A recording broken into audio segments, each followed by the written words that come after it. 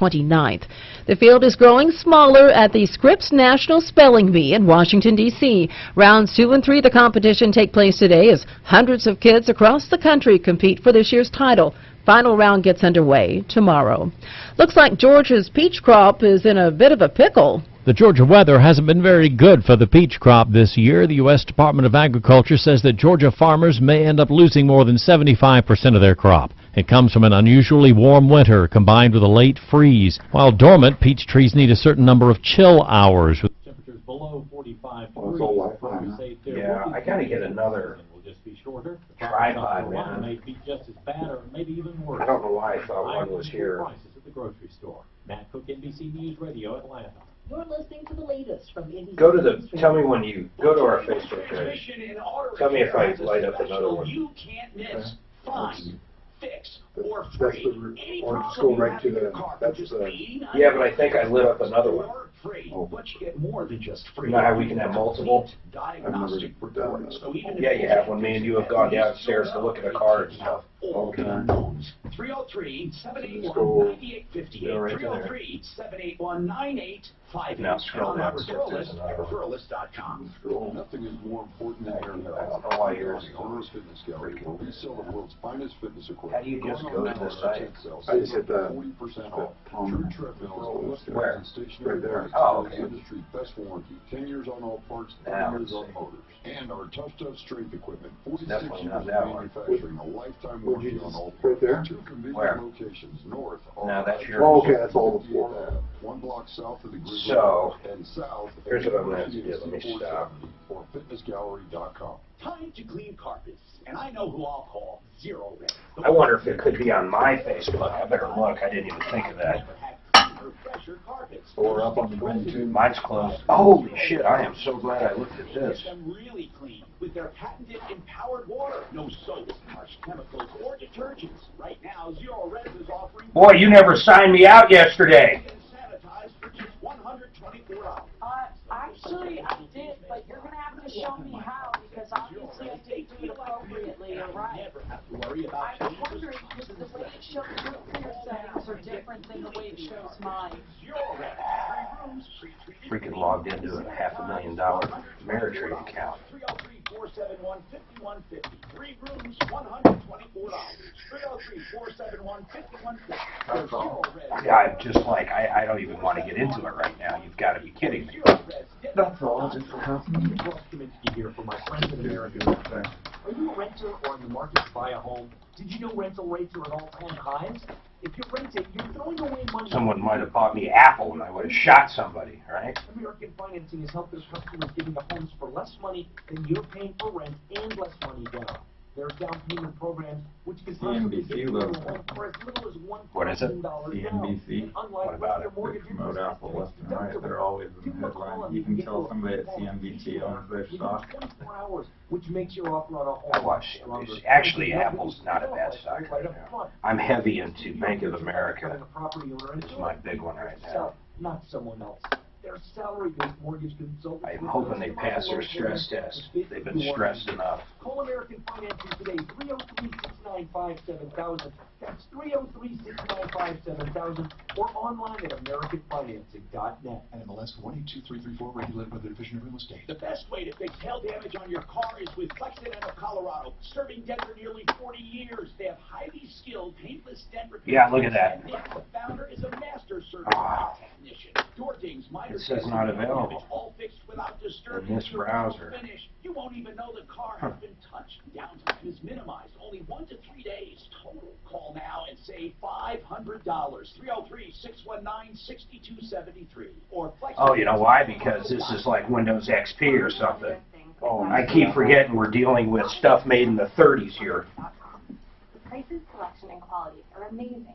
Shipping is free. That and sucks. professional designers give me a free online design consultation. That sucks. Pick, measure, and install perfect blinds for every room. You know, these browsers are so old that I can't even look at 360 in them on these PCs. So you don't know how it's going to work. You get that shade. I get a figure. Hello, how are you? Hey Tom, good. How are you? Have you been on vacation? I did. You look like you're... One before, I guess. Hi. Oh crap, we're on. This is the Troubleshooter Show. Oh boy. Tom Martino, the Troubleshooter.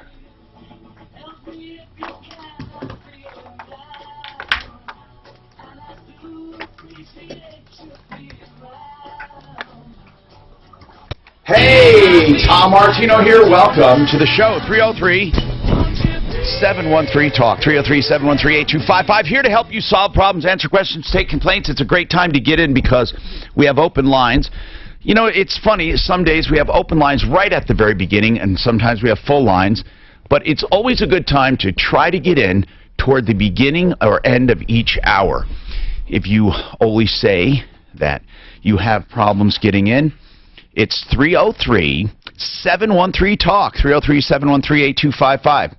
We also have, of course, the line that we use 24/7, and that's 303-MARTINO, 303-627-8466. You can call with any problems, questions, or complaints 24/7. You know, when something comes to you and you think, oh, man, I need some help, call us, and if we're not available, you just leave a message, and we will definitely get back to you, especially if we think we can help you. We'll get back to you quicker. And then what we'll do is we will get you on the show most of the time. Now, listen. If, in fact, you call and we're on the air already, it'll come straight through.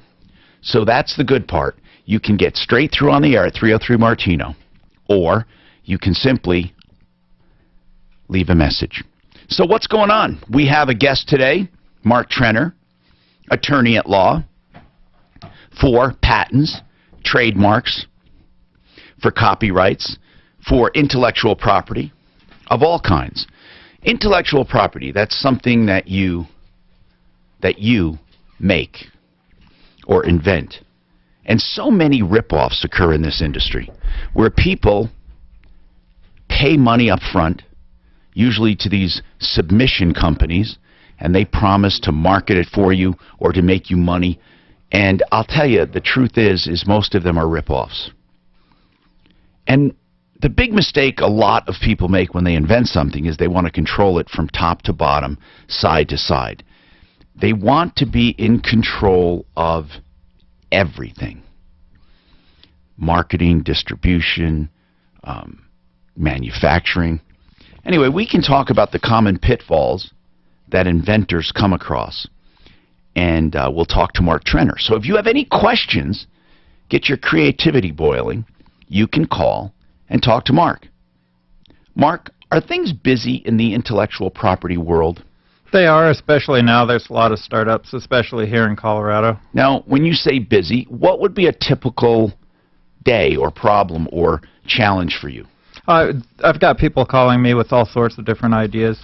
Everything from new devices that add on to something that exists already to we're even looking at some of the inventions in the marijuana industry.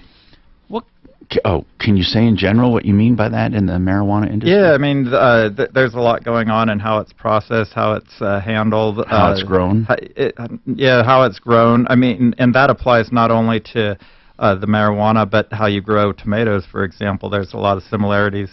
I've heard of a startup company that has a tracking device for tracking plants because you're supposed to track them from the ground up.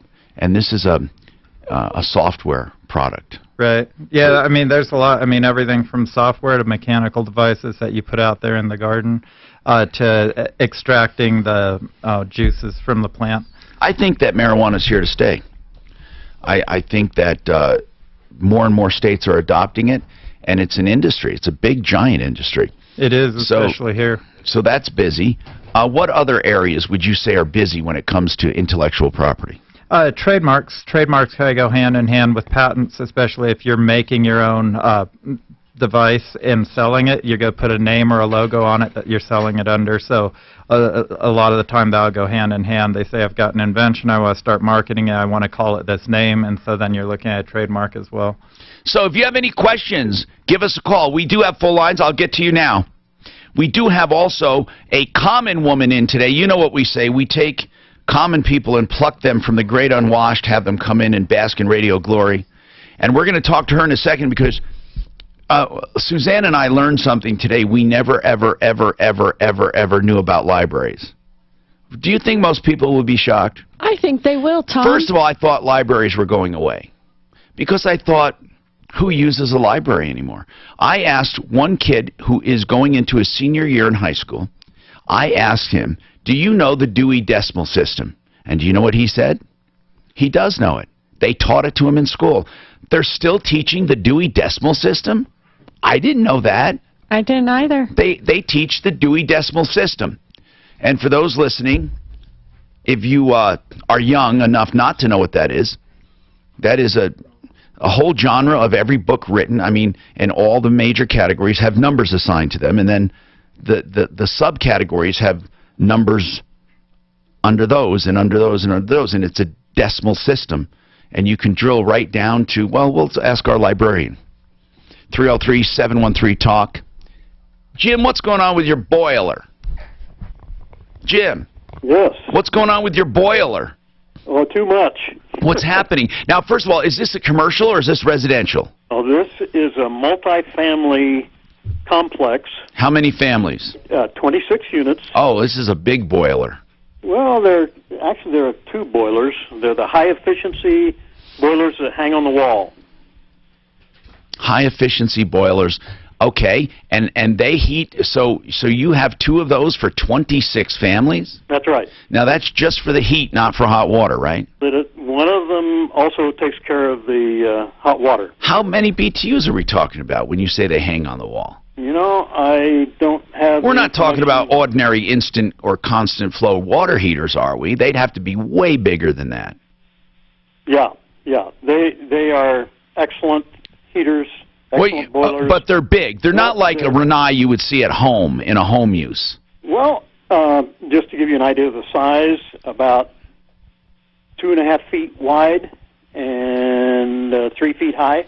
That's a home unit. I just don't know. I mean, that's how big mine was in my home. Let's see. I had Rinnai at one time, and then I had another, the Eternal at one time. They've been going through a lot of problems. I don't even know the best brand right now for constant flow. But anyway, I can't believe that this apartment house is using it for both only 2 units for all of the hot water for 26 families plus heat. In fact, about an hour ago, I was talking with one of the representatives in Denver. He said these units are oversized. Then it must be something this must be something way efficient. What's the brand name? It's an NTI. They're out of Canada. NTI. Okay. Anyway, what can we do for you? Well, just to give you an example of what I'm faced with, I paid $39,998 for the equipment and installation. Okay, you own this place, obviously, this big apartment house. By the way, I'm a senior citizen. I'm 85, and I rent to senior citizens and try to keep their rents as low as possible. So, you know, I try to save money every place I possibly can. Okay, apparently these things, now I'm looking at this now.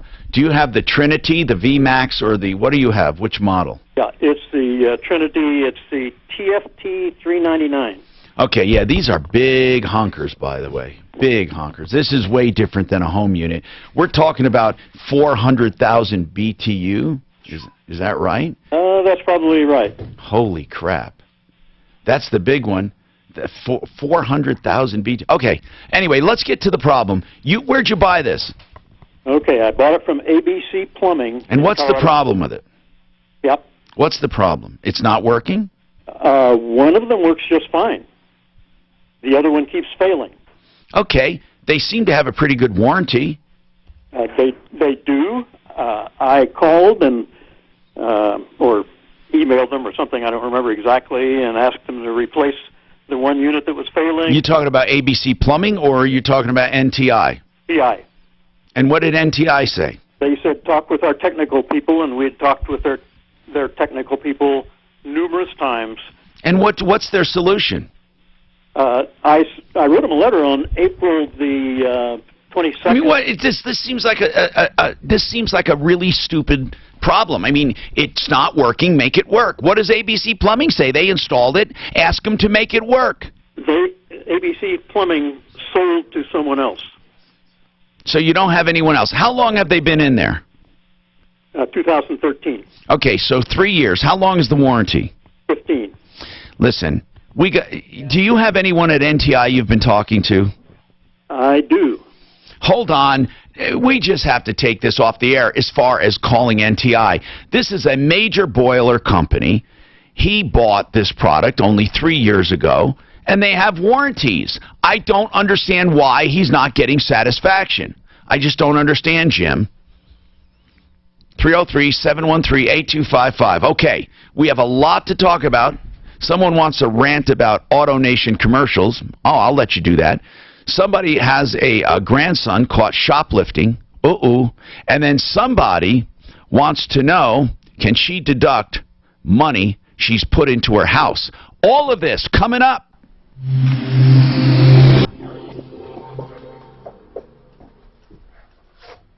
How are you doing? Good, how are you? What library do you work in? Clearview Library District up in Windsor. Here's what you can expect when you drive Windsor, It's up by Fort Thompson. Westbound 270 is really Is it a big library? No, but we're building a new one that should be open in 2019. We're building new libraries? Oh, yeah. I thought libraries were a thing of the past. No. Yeah, but you can video edit, you can do all kinds of stuff down there. Everything. Libraries are amazing. They have 3D printers, I heard. We have 3D printers. That's You know those horrible I gotta video get my things? kids to a library. Yeah.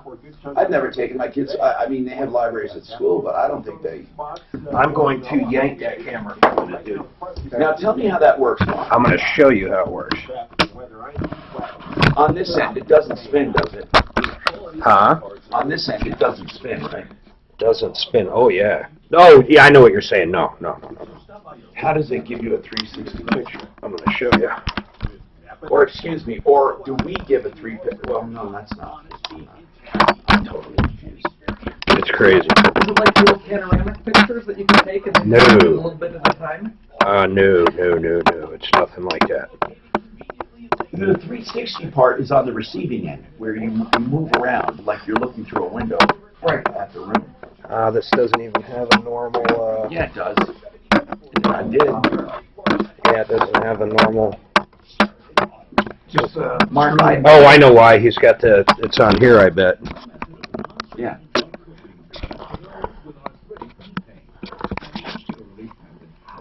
Mark, I remember having an ordinary tripod. It just adapts to that thing right there. That's it. You unscrew that. And then that'll go on the camera. Not anything. No, it does, Mark. I remember. It has, because I put other cameras on there. You don't think it... That screw, there's a screw on the bottom. Unscrew it, and then screw that into the camera, and that'll put the adapter on the camera. Got and then you can use this tripod. Got it. Absolutely remember doing that. Or did you upgrade this camera since you've gotten it? It's a new camera. And the other one's on your monitor, that's right, but it's the same thing. Yeah, this is right. And then this will go here. So, Mark, are there lenses on each side? Yeah, but it's weird, man. It's like, I don't know how it does 360 when there's only two. And which side, how do you point it? Does it give you It instructions? doesn't matter. It just must have 180 degree on each side. Yeah, that's exactly what it is. That's amazing. It's pretty clear. That's what it... Wait, what do you mean pretty clear? You've seen it? Yeah, he's got it up here. Oh, I gotta look at it when you're ready. We had our summer reading program kickoff yesterday, so people could see all of the kids playing in the parking lot. We had it up on our Facebook page. Well, that's funny. This would be perfect for a daycare where parents could log in. Okay, now. And you can get whatever view you want, so 5 people can have 5 different views. You betcha. Okay. Now. So people will be able to come. Okay, go back to... I'm tired. Okay, good. No, this I think I'll light up on Troubleshooter. Let's see. I'm pissed off. You know, I just remember something. They'll sell you the stone at the wholesale price and only charge for Gallery. Live broadcast, Facebook. with the Better Business Bureau. And when Art of Granite remodels your kitchen, they'll So do every that viewer, for that is free. absolutely Right now, amazing. 303-386-5919. That's 303-386-5919. Somebody's always watching. At Art of Granite. Yeah. I'm KFC's extra crispy colonel. You're the extra busy regular person who has to make dinner for a family of 4. You can shirk that responsibility because my extra crispy $20 fill-up from KFC contains 8 pieces of freshly double-breaded extra crispy chicken. Might be too much on this laptop right now. Just $20. You also That'll feed 'em. KFC, it's extra crispy. No, you're right. I'll bet you that takes a lot of bandwidth. Sean Hannity. President Trump fired the FBI director. Comey has failed you, the American people. Nothing but a political hack and would not deliver equal justice under the law. Hannity coming up today at 1 on Denver's Talk Station, 630 KHOW. Oh, we're on. Can I get a water? Here we go. You go. Hi, Tom Martino, your troubleshooter, 303-713-TALK, 303-713-8255. We have a guest today. Now, of course, Mark Trenner, attorney at law, talking about intellectual property. We'll talk to him. He's on our referral list if you have any questions. And then we're also talking to our guest today, Risa. Is it Risa Mai? It's actually Risa, the last half of Teresa. Risa Mai? Yes. M-A-I, Risa Mai. Okay, Risa is a librarian. And you're with Clearview Library District. And here's something I don't think anyone knew about libraries. Do you know that you can now go to a library and use a 3D printer? You can use the 3D printer and they're free. At least ours. A lot of them aren't free, but ours are absolutely free for whatever you want to make on a 3D printer. That's cool. You can also check out more than just books. You can check out a drone. We have drones. I believe we have 4 drones. That people can check out. That people can check out and take and use. Does it cost them anything? It does not. If they don't return it, it does. They have to replace it. But like if the rotors break, that's cost of doing business, so we fix those in-house. And then guitars, GoPros, drill sets? We have drill sets. What do you mean drill sets? If you have some home improvement and you don't want to invest in not planning on doing a lot of home improvement, you just want to hang a picture frame or something. You can check out a drill press. I mean, a drill set. Yes. Do you mean the bits or the drill itself? Both. And GoPro cameras. GoPro cameras. Why do libraries let you... You have sewing machines too? Uh-huh. But why? Libraries used to be nouns. They used to be a place with brick and librarians, and then they were static. And they were for books. Right. Now they're verbs. They're for exploring. They're for creating. They're for doing. You still have the books, though, right? We still have the books. We sure do. And we have books online. We have digital books. We have paper books that you can read. We have everything. Now, do you check out digital books or read them there or get them forever? How does that work? To check out a digital book, you download it to your whatever you have, whether it's a smartphone or a Kindle, a Nook. And generally, they have about 2 weeks on them. And then it expires? Mm-hmm. And it just goes away. That is so cool. So you can download a digital book and not worry about it, not worry about returning it. It just expires. Yep. It just expires when the 2 weeks are up. Or, as I said, you can also renew it if you need to, if it's a bigger book. In our library up in Windsor, you can check out up to 50 items. So What's the most unusual thing? I mean, I think drones are pretty unusual, and GoPro cameras, drills. What else do you have? Well, not at our library, but I live in Loveland, and the Loveland Public Library has cake pans. Dora the Explorer, Barbie pans. Cake pans. That people will buy and use once for their daughter's 3rd birthday. But they cost $20, $35. You can check them out from the library, use it, make your fancy cake, and then return it. I can't believe it. Is Denver like this, Denver Library? Oh, yeah. Libraries all over are expanding and changing to meet the needs of everybody. Otherwise, Google would have put you out of business. I mean, really... When I used to go to look up things, I would literally go to look up things that I can find on my phone in 3 seconds. Right. And Google is also, we're working with Google, that if you're looking for a specific book, kind of like looking for a Mexican restaurant. Yeah. You can type in and say, I'm looking for a book by Tom Martino. Yeah. And it will tell you which library it's at. Huh. So we're drilling down to being far more responsive than we ever used to be. Oh, that's pretty cool. Bill, you want to really bitch about AutoNation. What's happening? Hi. Yes, I'm tired of commercials being so much louder than the program you're watching. Can I say something? AutoNation is the most egregious of those culprits. I did this one time. I got this complaint, and I swear to you, I went to my control room at the TV station and looked, and there was no processing, no programming, nothing to put the volume up higher. Do they record them higher? We played them back on the machine. Now, I did this when at the time I was doing at Channel 4, I was doing questions and answers where people would ask me questions, and somebody asked about the volume being louder on commercials. And we went and checked it, and they weren't. I mean, not that we found.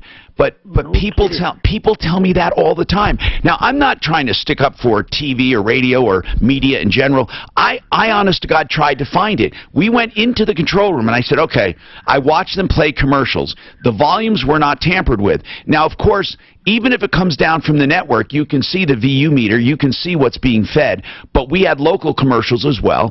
And then we went through what's called the logger and checked commercials and programming, and they were essentially the same. I'm not arguing with it. I'm just saying I could never find it to be true. But you're telling me now, when you just said this, Bill, you just said, I'm tired of commercials being so loud. Everyone in the room nodded their head yes. They agree with you. But I could never verify it. Certainly here we have nothing, right, Drew? Brutus, we don't have anything that the volume goes up during commercial, do we? At all. Nothing, do we? I don't see it on the radio so much. Higher. It's mainly television. Yeah, people tell me that about television. They changed the rules about 3 years ago on the ability to do that. You can still do it on TV, but not as much as they used to. Wait a minute. Who does it, though, Mark? Because the control rooms don't do it. They don't do it when it's being transmitted. Are you saying they're being recorded at higher levels? Yeah, and then it would allow them to play at higher levels. Well, but they've changed it in TV quite a bit. But anyway, Bill, I want to check it out, though. I do want to check it out. Here's the deal. Does anyone else experience this? Or do you think it's just an old urban legend? Here's why. If you record at a higher level, a substantially higher level, when you play it back, there is actually equipment that equalizes volume. So even if I record a commercial louder, and Brutus, my commercials are recorded louder than normal, right? I mean, I do that anyway. That's just me, right? Yeah, I mean, sometimes. I mean, the way we can do it is I can kind of change and do different things when I put you don't, right? But you'll notice maybe some are louder than others. But if mine come out loud, I'm asking you this, though, Brutus. If mine are louder, and they usually are, I record automatically louder than, let's say, Michael Brown. I just do. And that's the way but if I do that and you play them back side by side, wouldn't the board equalize that? Doesn't it equalize the sound? Not automatically, no. You'd have to adjust the board itself. I would like you, for the heck of it, 5 seconds or 6 seconds of my commercial and 6 seconds of another, and I'd like to compare the volume. Like, take a Mike Brown commercial or a Ross Kaminsky and take mine. I would just like to hear it side by side with the same exact volume on the board. I just want to hear what happens. I just want to know, because I thought that, you know, when people complain about that, they're imagining it. Henry, what's going on with you, Henry? Your son or grandson got caught shoplifting? Yes, he did. Okay, and I'll bet you I know what you're calling about. Yeah. You got a bill. You got a bill. Well, yes, I got a what do you call it? It's a civil claim. A civil claim from an attorney that represents the store. Right. We're going to talk about that. You hold on, all right? I want to talk about it. This is something many people do not know about, and they are shocked by it, and I'm going to tell you how it works exactly. All right? 303-713-TALK, 713-8255. But first I want to tell you about something that is near and dear to my heart, and that is home improvements this time of year, because there are so many ripoffs. Every day we get calls about people who put money down and get nothing in return. That'll never happen with Genesis Total Exteriors and Interiors. Mark Szymanski is above all honest and ethical, and then of course he runs a tight shop when it comes to quality and value. Siding, windows, gutters, painting, fences, decks, and then kitchens and baths and major additions. Give them a call. 303-679-8509, GenesisTotalExteriors.com.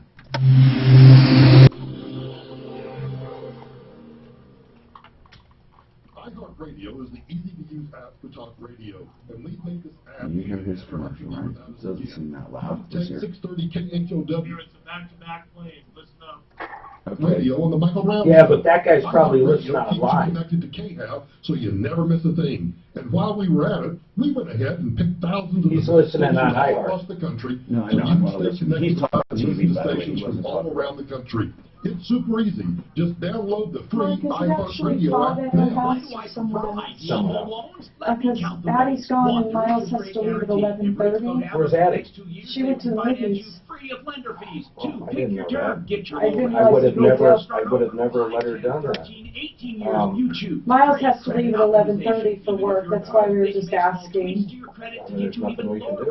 If anything, he sounded quieter. Pre-approval. It's like a cash deal when you make an offer. All you need is an appraisal. 5 Mine's a, 3-week I thought closing. mine was a little louder there, wasn't Everything it? is guaranteed in writing. I can go on and All on right, and let me on, see but I something. have a show to do. Ideal Home Loans for your next Ideal Home Loan. 303-867-7000. IdealHomeLoans.com.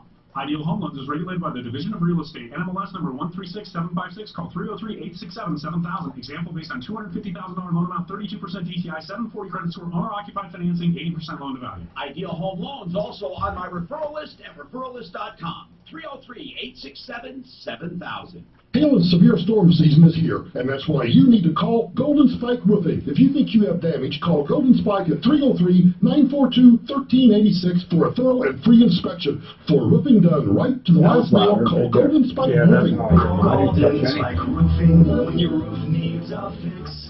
303-942. Oh, this thing's getting me in a mood, man. What is just a stupid camera? I'm about to flip on it. I wish it was alive so I could torture it. Clogged drains? Tell me what's happening with them. Plumb Line Services can unclog your main drain for just $93. Come over here and check this out. If there's a serious problem, Plumb Line will present you with honest options to fix it. Unlike the others, Plumb Line has its own drain division. Eliminate the middleman. Go direct and save. And if you've already gotten a Remember, drain, it's got a delay, just like everything. So what are you doing? Does it go on its own, or do you let people go? Oh, so anybody can do this at home. Should we announce that? It's not on our site yet. Oh, Mark, this is great. Nothing is more Boy, I can't even pick my nose. This thing is, Isn't that crazy? Look at this. Mark, this is awesome. We gotta get it up. When can we get it up and running, bro? Best treadmills, Huh? ellipticals, and stationary bikes. Rated the quietest Give me a and few smoothest on the market. True carries the best. Isn't that insane? 10 years on Mark, come look at this. You ever seen this? Mark, it's crazy. Which has been in business for 46 years. All tough stuff straight. So read your mind. This is what that camera does. Any user can do this. German for the month of May. I know. I think it's more like an island thing. That's it. Something Asian. That creates everything. It's German, What is So it? anybody can For the month of May. look anywhere at any time. My in-laws are all first-generation Americans. Well, right now we're not. So they're very German. Oh, you don't have this one on. So that probably you could probably open this up too, right? Do you expect German names to come from First What do you generation, mean? your parents are from the old country, right? Well, because My husband's doing a 180 on grandparents camera, were. so you can So do his parents were the first people born from his family born in the States.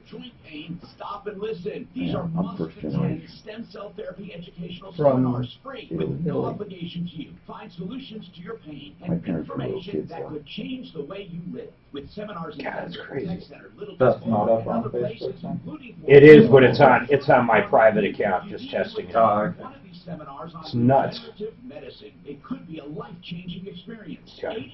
All right, I'm going to try it back on the other side. Register for one of our upcoming seminars. Isn't it cool? Yeah, it is. Stem cell therapy for pain. So you just gotta have one in a room for monitoring. Mark, Just, let's short of a miracle. Within 1 week, 90% of my Yes. machines was gone. No, I want to use them. I want to start deciding on some of those videos. I like them. We can get some good campaigns going. Are you kidding? For $4 a month for $100, we can't go wrong with that. Why are we reinventing the wheel? No. That's right. That's right. But if we can add a little something here, there, you're right. You're right. Now, here's the other thing, though. Some of them just give us great ideas, and we can shoot them easily.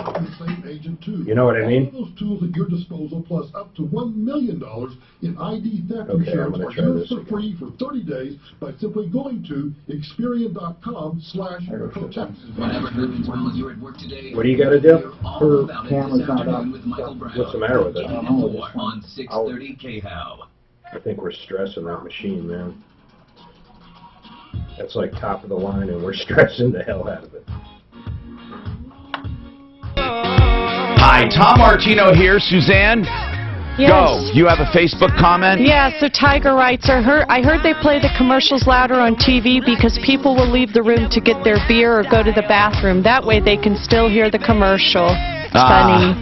303-713-TALK. Listen, we are live on Facebook, live on YouTube, and live on iHeartRadio across the country. We have many people listening all over the country now. We, of course, have feedback from them as well, so we welcome you. And anyone can listen with iHeartRadio to any station anywhere. So if you grew up in a town, it's like being there. You can just program your own station, and you can get that app on your smartphone. Yeah. I wanted to clarify what I said before the break. So the FCC on December 13th, 2011 required commercials, this is only TV, to have the same average volume as a program they accompany. They literally changed the rules because prior to that, you could be in bed at night and listening to, you know, Seinfeld or whatever, then a commercial would come on, it would literally be twice the volume. So the FCC stepped in and said you can't do that anymore in 2011. Interesting. Okay. 303-713-TALK, 713-8255. I was just listening to commercials, obviously, on radio, and we don't do anything like that. Nothing. Zero. So, anyway, let's keep going. And what I find odd is when you have commercials, does it matter? Does it really matter how loud it is? Does it matter what it says? Do commercials really work? I mean, I've thought about that. Guys, when you see a commercial, what works? What works with you? Do you see testimonials? I'm talking about TV now. What works? What about you? What about you? What works? I'm going to talk to our common woman, Risa. Risa, what works with you? I can't think of anything that actually works for me with commercials, except for I can tell you the ones they must that work because advertising is amazing. Now, my sponsors get response but they get response if somebody needs something. If I say looking for floor coverings, blah blah blah, or you know, plumbing, heating, cooling, electric, drains, right? Or somebody or Mark Trenner, you know, hey, did you invent something? Do you need this? But it's a simple, do you need this? And here's the guy I recommend. But when it comes to more open advertising, just image-wise, finish. That's what I want to hear, because that's what you're talking about. Well, and I was talking about more the commercials that absolutely turn me off. Like oh, the ones okay. What turns you off? Oh, the ones where the song comes on and the abused animals. Oh. I think everybody turns those off. Well, that's because it's it really sad. tugs at your heartstrings. No. But in do you like? They're effective. Do you remember the Indian that cried and had one tear come down? Do you remember now? See, a lot of people remember commercials, but not necessarily the product, and that's a bad commercial. If you can remember the product, it's a good commercial. So I want to ask, what commercials really work with you? I'm asking, what that you remember that work. Can you think of anything, Mark Trenner, that worked with you, that you saw and it actually worked? Really, the only ones that work with me are the ones that you just mentioned. If I happen to need that and I see a recommendation for it, I say, oh, great, I'll check into that. But when I'm watching television and I see a general image spot, it does very little for me. Now, like, for example, McDonald's, they will have an emotional little thing, or Coke, or they all now do emotions. They don't do the product, right? Buy now, buy one, get one free, right? They all mainly talk, they don't even, with McDonald's, it's about daddy and son going out playing softball and then they end up at McDonald's, or Coca-Cola sharing a Coke with someone, or some other means. But those commercials, I don't think have any bearing on me. I just don't feel like it does. But those image commercials must work because they're all over the place. I'm not talking about, now I'm talking about specific commercials can work.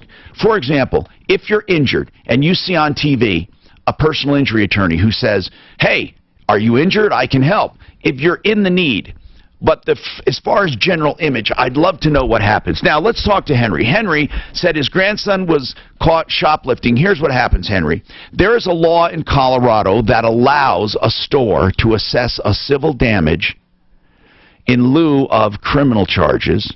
Now, if they pursue the criminal route, I still think they can do this, but usually what they do is they let the kid go and say, you know, we're gonna forego criminal charges, and then you get a bill for a civil penalty, and they're allowed to do it. How much? It's like $200 or $300, right? Yeah, it's $250. Yep, exactly. So that is a normal thing. It's allowed by law, and if you choose not to pay it, I believe that they can come after you for the charge. I mean, it's kind of like a blackmail. It's kind of like saying, if you pay, we're not going to pursue this. Did they write a letter with it? Yes, they did. What did they say? If you paid it, what would happen? Well, what they say, if I paid, the matter would be dismissed. Yeah. It is like blackmail. They're saying, we're not going to pursue the criminal matter if you pay this. But Tom, yeah. If the police was called and they looked at the tape and nothing was taken. Oh, hey, listen, if the police were called and says no crime was committed. Exactly. He didn't get ticketed or anything. Well, okay, then that's different. Then say I'm not paying it because it hasn't been proven that we're guilty. I mean, the fact that they thought he did it doesn't mean they have to pay money. We can talk to Joe Lazzara about it if he's around, if we can get him on the phone. I'd love to ask him what he thinks. But if the police, are you sure it's not the store that dropped it, or did the police decide not to go through with it? Well, according to the letter, I guess no, the police... I'm talking about the police were called. Why didn't they charge your grandson? Because they looked at the tape. They went back and looked at the tape, and nothing was taken. They determined that nothing was taken. Then what happened to precipitate this to begin with then? They thought he put something in his pocket? Yes, from what I understand, yes. And then they searched him? Right. And nothing was in his pocket? Right. And then they looked at the tape, and nothing was taken? Right. Then I wouldn't pay that civil penalty. That civil penalty is usually in lieu of a criminal charge. Or to make it go away. And listen, the legislature passed that because they were saying that this is taking a toll on businesses. When their security people have to take time to interview people, to take them in the back room, to call the police, that it takes company time, and they are allowed to assess a civil penalty. However, if they did it in their error, I mean, that's not your fault. I mean, for God's sakes, if we walk through a store and someone thinks I stole something and I didn't, why should I have to pay a fine? I don't think that is why the fine was instituted, and I frankly would not pay it. 303-713-8255. Billy, what's going on with you, Billy? And please feel free to chime in. I also want to tell you Mark Trenner's with us with Trenner Law, Intellectual Property Law. What's going on, Billy? I'm selling a house. I've never sold a house before. We remodeled it, and I don't know if the money I spent to remodel it has any tax implications. Okay, that's a good question, Billy. Let me explain how it works, okay? Yes. When you buy a home, you pay a price, and that's called your basis, okay? Okay. So let's say you paid $100,000 for the house. That's your basis, okay? Now, let's say you sold that house for $200,000. What would your gain be? $100,000. Exactly. Now, under the law, individual taxpayers can get up to $250,000 deferred, not deferred, tax-free. You do not pay taxes on the first 250. So if you sold your home for 200, you pay no tax. If you sold your home for 500, you would pay tax. Now, if you're married, you can combine that for a $500,000 exemption. Are you married? No. Okay, so you're single. So if you sold that house for $400,000, you would have a gain, right? You would, if you bought it for $100,000, you would have a $300,000 gain. You subtract $250 as an individual deduction, and then you have a $50,000 gain, of which you pay long-term capital gain, which is 20%. Now, let me explain this, though. This is where it gets hairy. You have a right to increase your basis, and this is what you're talking about. So, in most cases, Billy, it's not going to matter because most people aren't going to make more than their exemption. Okay? Is it likely you're going to sell your house for more than $250,000 profit? No. Okay, then it won't matter. But here's what you need to know. How much did you buy your house for? $228,000. Okay. Any improvements you put into that house, other than window coverings and stuff like that, I'm talking about permanent improvements, not appliances, unless the appliances are sold with the house. Anything that you put into the house that you will sell with the house, that's landscaping, siding, windows, floor coverings, stuff like that. How much did you put into your home? Probably about 60. Okay, 50. 50? Yes. Okay, add all that up, and you have a basis of $278. Okay? Now you keep track of your basis, and then you keep track of it, and that's what you subtract. That's what you subtract out of what you sold it for to see if you have a gain. Okay. So you don't deduct it. You add it to your basis, any improvements you've done. Okay. And that goes for anything, whether you inherited it or not. So did you have any other questions? I do have one more question. Yes. The $250,000, is that one time on one home? Nope. In fact, you can do it every 2 years. You have to live in the house 2 out of the last 5 years. So if you live in a house 2 years and sell it, you get a deduction. If you live in it 2 years and do it again, 2 years and do it again, 2 years. In fact, there are people that do that a lot. Is it $250,000 per home? Yeah, or? It's $250,000 per primary residence only. Okay. And per individual. If you're married, it's $500,000. Okay. Okay, so you can sell a house, go buy another one, live in it 2 years, sell that one. Go and live in another one for 2 years and sell that one, and you will get an exemption every time. It used to be a one-time capital gains exemption. So people would buy and sell, buy and sell, buy and sell, and then the theory was when they were getting ready to retire, they could have an exemption. But that's not the way it is anymore. You get an exemption every time you sell a primary residence, so long as you've been in the home 2 of the last 5 years. 303-713-TALK. Best tax advantages we have in the country right now. Brought to you by Where did you go before, Mark? Cape San Blas, up by Destin. Is that pretty? Oh, it's nice. There's nobody there. There was about one person every quarter mile of beach. Just pure white sand. It's nice. Traffic flow starting to improve on that stretch. Small vehicle northbound I-25, Sherlock Avenue being cleared. And off highway, that water main break. Is it working? Down closed from Takeoff to Tayhome. That is closed for the place. The rest of today, detours are set up and in place. The weather forecast. It shows green. Yeah, I'll start out working and just, right now, partly sunny and 65 in Denver. With your traffic and weather, I'm Pete Wagner. 630 K-How. With quality auto parts and more than 90 years of experience, Napa Auto Parts can help you keep just about anything on the road. So stop by your local Napa store and keep it running longer, stronger with Napa Know-How. Denver's talk station. Online at KHOW.com. Budget A1 Transmission and Auto Repair has a special you can't miss. Find, fix, or free. Any problem you have in your car for just $89 plus parts, or free. But you get more than just free. You get a complete diagnostic report. So even if you can't fix it, at least you'll know they've taken out all the unknowns. 303-781-9858. 303-781-9858. And on my referral list at referrallist.com. Me, the big S class from the 90s. Beautiful. My friend's dad had one.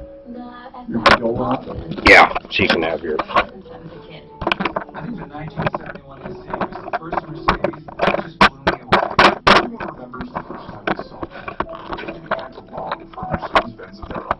Well, that day may be a lot closer than you think. With a certified pre-owned Mercedes-Benz, you can experience the motion, the unparalleled performance, and the style Mercedes-Benz is famous for. Beautiful SUVs, sedans, coupes, and convertibles that are factory certified and provide unlimited amount of warranty for up to 3 years, so you can drive without a worry. Is that about right? And during the certified pre-owned sales event going on now through May 31st, you can receive 2 years of complimentary prepaid. Man, I got to figure out why it's not. I don't think it allows both. Only at your authorized Mercedes. I'm going to have to find a VMix that allows it. You know what I'm saying? Yeah. That's the only way to do it. 62 and older, are you not feeling as financially secure as you'd like to? That's not the only camera you would have, Are you though. retiring or Yeah, I think so. experiencing a life change? Really? And do Yeah, you why own not? your own home? Then consider a reverse Why wouldn't mortgage we have? from Why wouldn't we have any other You camera? need one for Suzanne. Pay you monthly by using the equity in your home. They also protect your spouse from possibly losing their home if you pass away. And FHA ensures But that you look, never it's own forcing your house people to anymore. constantly, if they want to do it, but you're okay with that. You benefit Yeah, I don't immediately care. from no monthly mortgage payments, and you have access to tax-free money, all while owning your home. That's right, you still own your home, but now have access to your equity when you need it most. With a reverse mortgage from American Financing, you can feel confident about living your golden years with financial comfort and security. Their mortgage consultants are salary-based, so conversations are Is there people helping forward and honest. do like a 3D printer and stuff? Oh, we have a whole line. Kids will send in, there's a web page called Thingiverse where it's got a lot of plans, and they find what they want, and they send it to, we've got 3 guys, we've got 2 actual 3D printers that program them and set them up. And, Oh, really? So people are there? oh, yeah, we doing run it? them. Oh, yeah, Oh, wow. constantly. Yep. Holy cow. So you don't have to pay for The filaments? Not currently. Holy Some cow. libraries do, but ours doesn't. you can make whatever.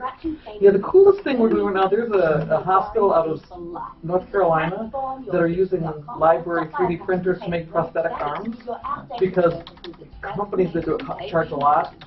So each library is making a different section of these prosthetic arms for kids, and then we send them to them, and they give them for free. Come on. Definitely didn't hold back on this. I'm amazed. I'm blown away. Yeah, it's so cool. And the fact You're that not getting they're, any press about it. I don't know. No, people don't know it. No, they don't. Is this yours here? No, mm-mm. Does this belong to anyone in here?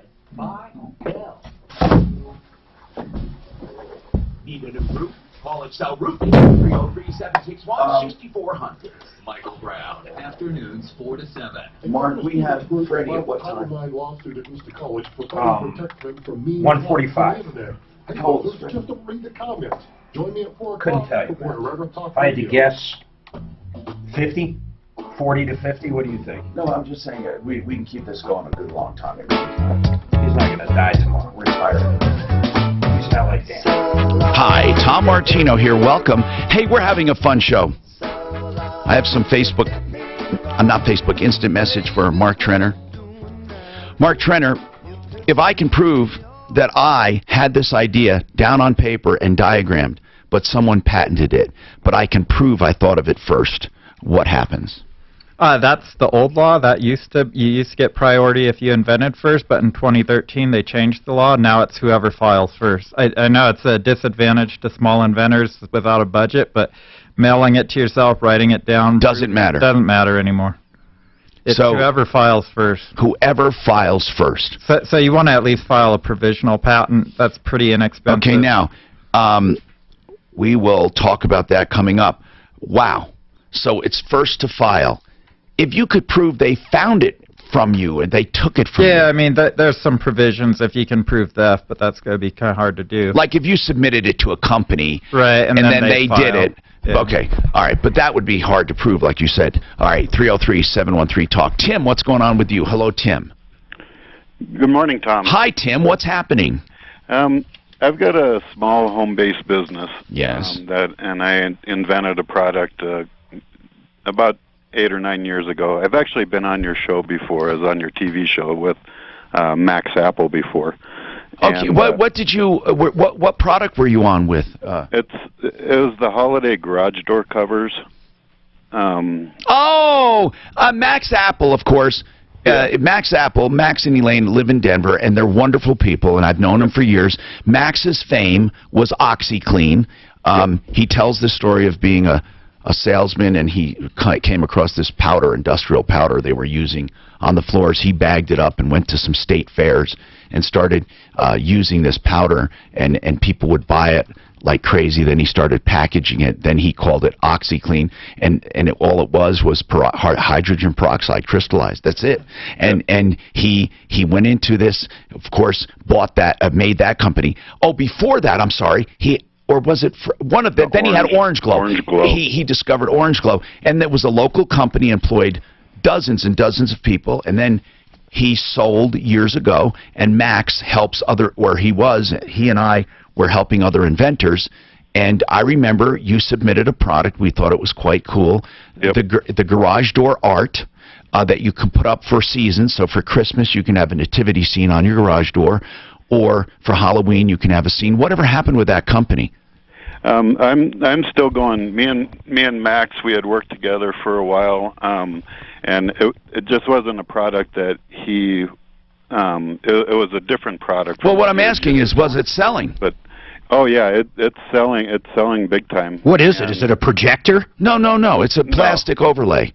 Yeah, it's a basically a banner graphic that. It's fun though. I mean, I know it seems weird, Mark. I thought the same thing. What the heck? I mean, but people like flags and Christmas lights and decorations. And how does it attach to the garage door? Is it static? No, I've developed a hook system, so it hooks over the top of the door. And do you have it for Halloween too, or just Christmas? I've got Halloween, Easter, Christmas, yeah, and now I just added Independence Day. Is it making you a living? Yes, it is, and it's basically I've developed this, and then now I've got last week I got a call from a large company that wants to buy my company. Okay. And how much do they want to buy it for? We haven't got into the money end of it yet. They didn't mention anything to you? No. We just signed a non-disclosure today. What are your gross sales? Right now, it's right around $140,000 a year. Okay. And you know, it's just me running it. Of course it is. Home. Where do you advertise? Does he have a patent on it? Yeah. Well, no. I don't have a patent on it. He couldn't have patented that. I remember talking to Mark Trenner years ago. Mark, you may not remember this, but we talked to you about it. Yeah. And you said there was just a piece of art basically on a garage door, but he could patent the hook system or the attachment system. Right. Yeah. So hold on, and we'll talk to you about selling your company. We'll also talk to all of the other people on the phone and our librarian. Some really cool things about libraries I never knew. And then Mark Trenner talking about just this, inventions and everything associated with intellectual property. Join us on Facebook or on YouTube. We're at referralist.com live, and of course iHeartRadio. Okay, about the light, I don't mind. You need it bright for the 360 camera or what? No. It was dark on the video, so we can turn it off. You can still see it. No, It's just I want to dark. look good on TV, meaning that we have to start thinking in terms of our video product. I mean, right now, I don't know if I like it there, but I can tolerate more light. So what should we do? I want to know. I would like to put LEDs in here so we just have the overhead headlights. That's what I'm going to do then. Because these spotlights, I know they bother Dan, me. could you look into buying those LED bulbs and let me know how much they are? Sure. And then we'll just do it. Just buy it. You know what you can do? Well, let's see how much they are. Well, it's going to be under for $75. How many do we need? Well, like I say, I guess there's 4 in each one or 2. Can you look? Or is it It's 4. You can see them, it's 4. So for a, they're $17 for 2. Well, they won't mind if we put them in, right? But electricity, Denver's talk station. the cooler running. After the news. But I agree, Spotlight, I know it screws you up on that. Judge Judy doesn't see up like NBC News Radio. so you don't get, shadows down on your face. He'll announce his decision on the Sarah's Fine Change deal in the coming days. So another thing I want to do too, He's decided to pull the U.S. I'm out of the engaging landmark accord and a service to edit. Well, I want to do some best ofs and videos and try to get them aired.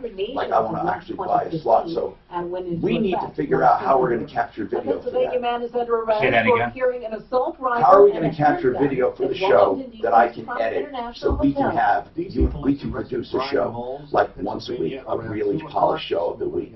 How can we do that? Under the hard drives. Okay. And we have that hard drive already, right? Reportedly sitting in plain sight. And how much is it in that computer? No, it's, I don't have it today.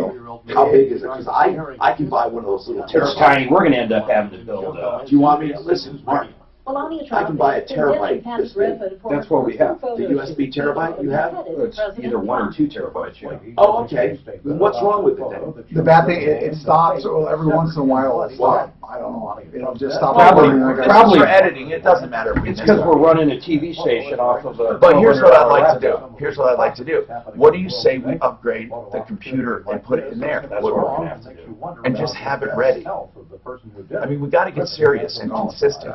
And the cameras, are we going to mount them or not, right? I'm wondering. A lot of that's not us, though. Okay, but can we mount them where we know they won't move them? Like down there, can we just start mounting them? I don't know, I'll ask what's his face. I'll ask Dominic. Okay. I'm sure Dominic would mount them for us. Well, I don't mind doing it. He's not gonna want us to do it. Like I say, if you could do Velcro, the cameras are light enough, you could probably do it Velcro. If you just mind Velcro on the Mark, we could. We could do Velcro. I'd still let Dominic do it. Because if he comes in here and something's mounted to these walls without him knowing, that's not a good thing. I see that corner as being a good corner. This is his domain. Mark, I don't think it's going to be a big deal if we mention it to him and see what he wants to do. But that corner's good right there.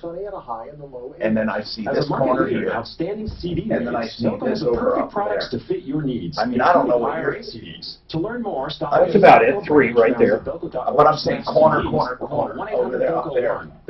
Now that can be mounted right now. I'm going to talk for everyone. Hear about it. Or they mount them from the ceiling. 6:30. No, the ceiling's too porous. You can't get anything in it. Heard of debt consolidation? Is it a good idea? Yes. If So you last do it night, the right way. I went, Or should I I say, went night flying, and I took Stephanie. One of the few times she ever comes with me. And I got an over temp light on my main rotor, the transmission, and it was like screaming. And I just got at it. This has been running beautifully, perfectly. Is it that cover? No.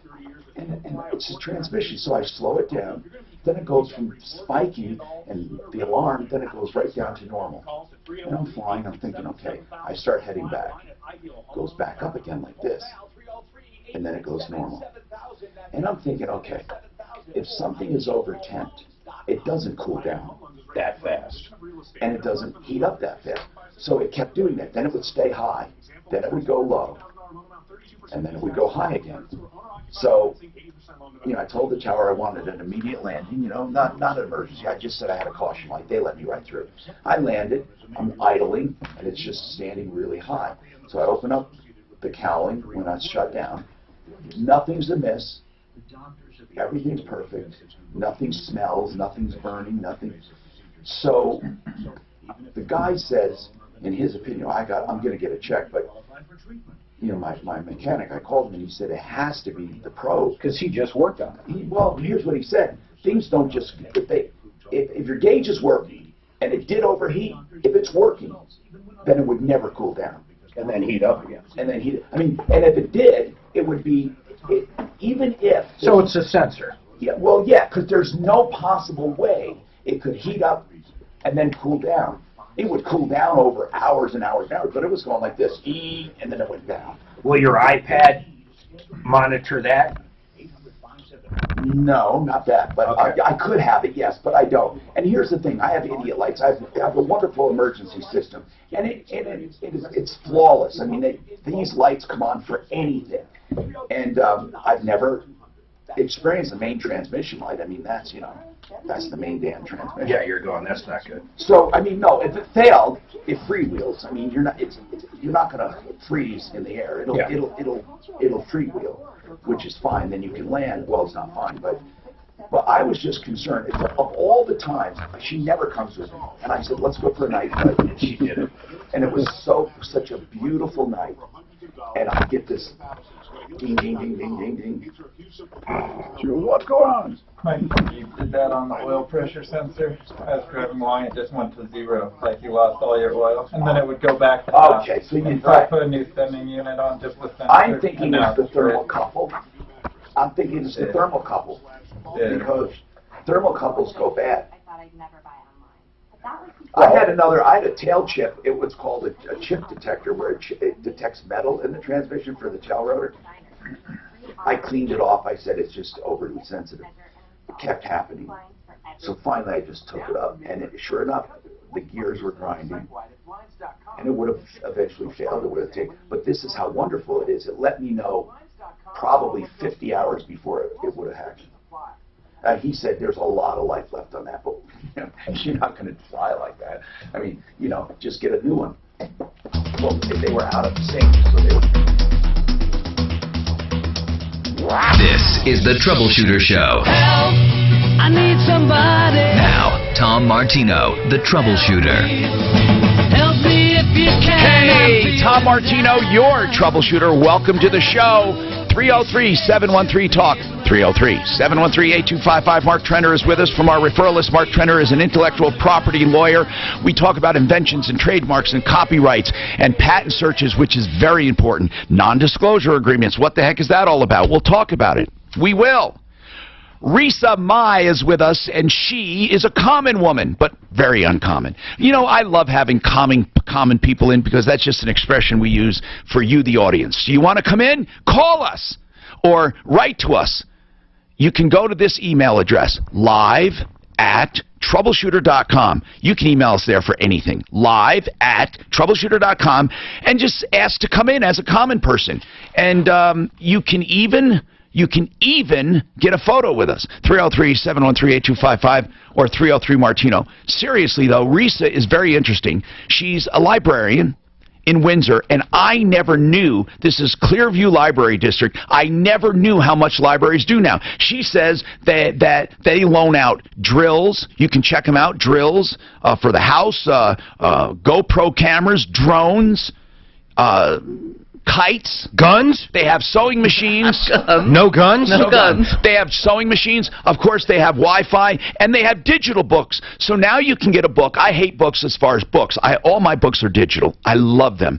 So you can get a digital book and borrow it. And so I mean, who needs to own a book? I love that idea. I have held off on buying a lot of expensive books because digitally, because I don't want to, I figure what a waste, right? And I don't want to rip it off. You can't hack the system. So this is great. Can I go to Denver Library, do you think, and do that? Absolutely. Almost all libraries have the digital books. But something else that we have that parents absolutely love is you can check out games. And check out games? Like video what? Games, audio game, or I'm sorry, the video games, the gaming consoles. Yeah. Your kids want them. You don't necessarily want to buy it. What a... I know, I just said the same. You can check it out. I've always wanted to shush an actual librarian. No, but you know what? That is so cool. And then if the kids like it, you buy it. So I really thought libraries were on the way out. I really did. And she's telling me they're having a resurgence. They've adapted better than most businesses. Yes.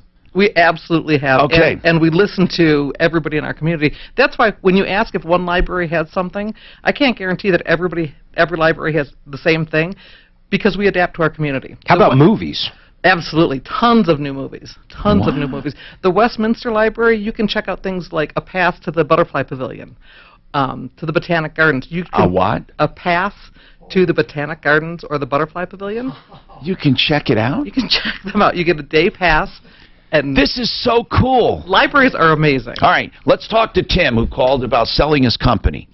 Tim has a company that he started. In fact, he called me when he first thought of this, and we were giving him some help. He has an advert. Well, no. What do we call it? It's a home decor, but it's a banner, covers the garage door. Yep. So you can make the whole garage door a flag, for example, for Independence Day. Correct. Yep. Anyway, these banners are selling very well, he said, and they attach the garage door. They can't be patented, but you can protect possibly the attachment system and stuff like that, but it doesn't matter. You were first to market. Nobody's copied you yet, right? No, I've got a couple people that are trying to, but they haven't been able to. Where do you have them print? I don't mean like, you don't have to tell me the name of the place, but do you have them printed here in Denver? Yes, I do. You do, huh? Yep. So what are they printed on? Is it a vinyl or is it more of a tarp, that tarp material? No, it's a vinyl material. It's a nylon reinforced vinyl material. So it flexes with the garage door. As the garage door goes up and down, the hardware expands and contracts, so you can, it hangs real nice. And okay, I'm going to play Shark Tank right here. I'm going to play Shark Tank. $140,000 gross sales. Mm-hmm. What does that represent in units? About 400. Okay, so that's not great sales. There's a reason, because I run it out of my house. There's, it's difficult to buy the hardware in large quantity right now. I want to know, you sold 400 since inception? Mm-hmm. Oh, no. So tell me, per year. Of these. Per year. Correct, yeah.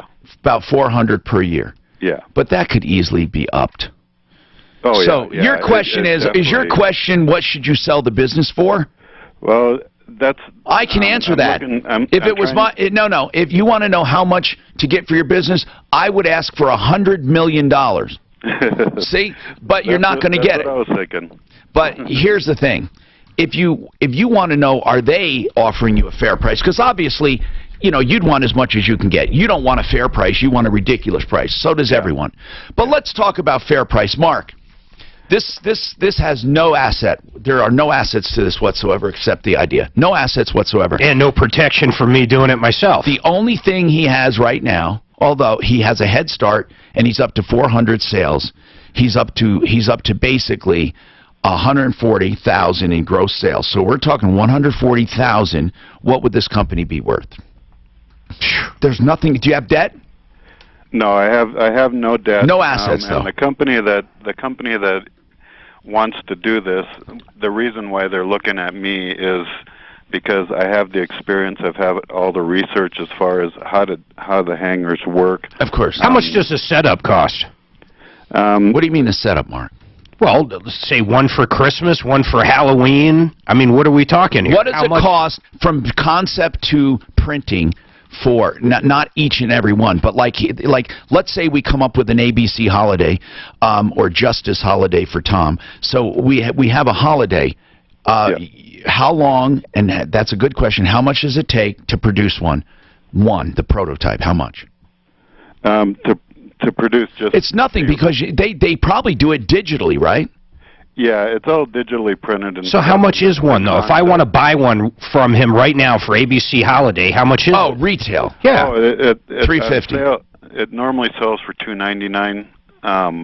It usually on But that's just for one holiday, correct?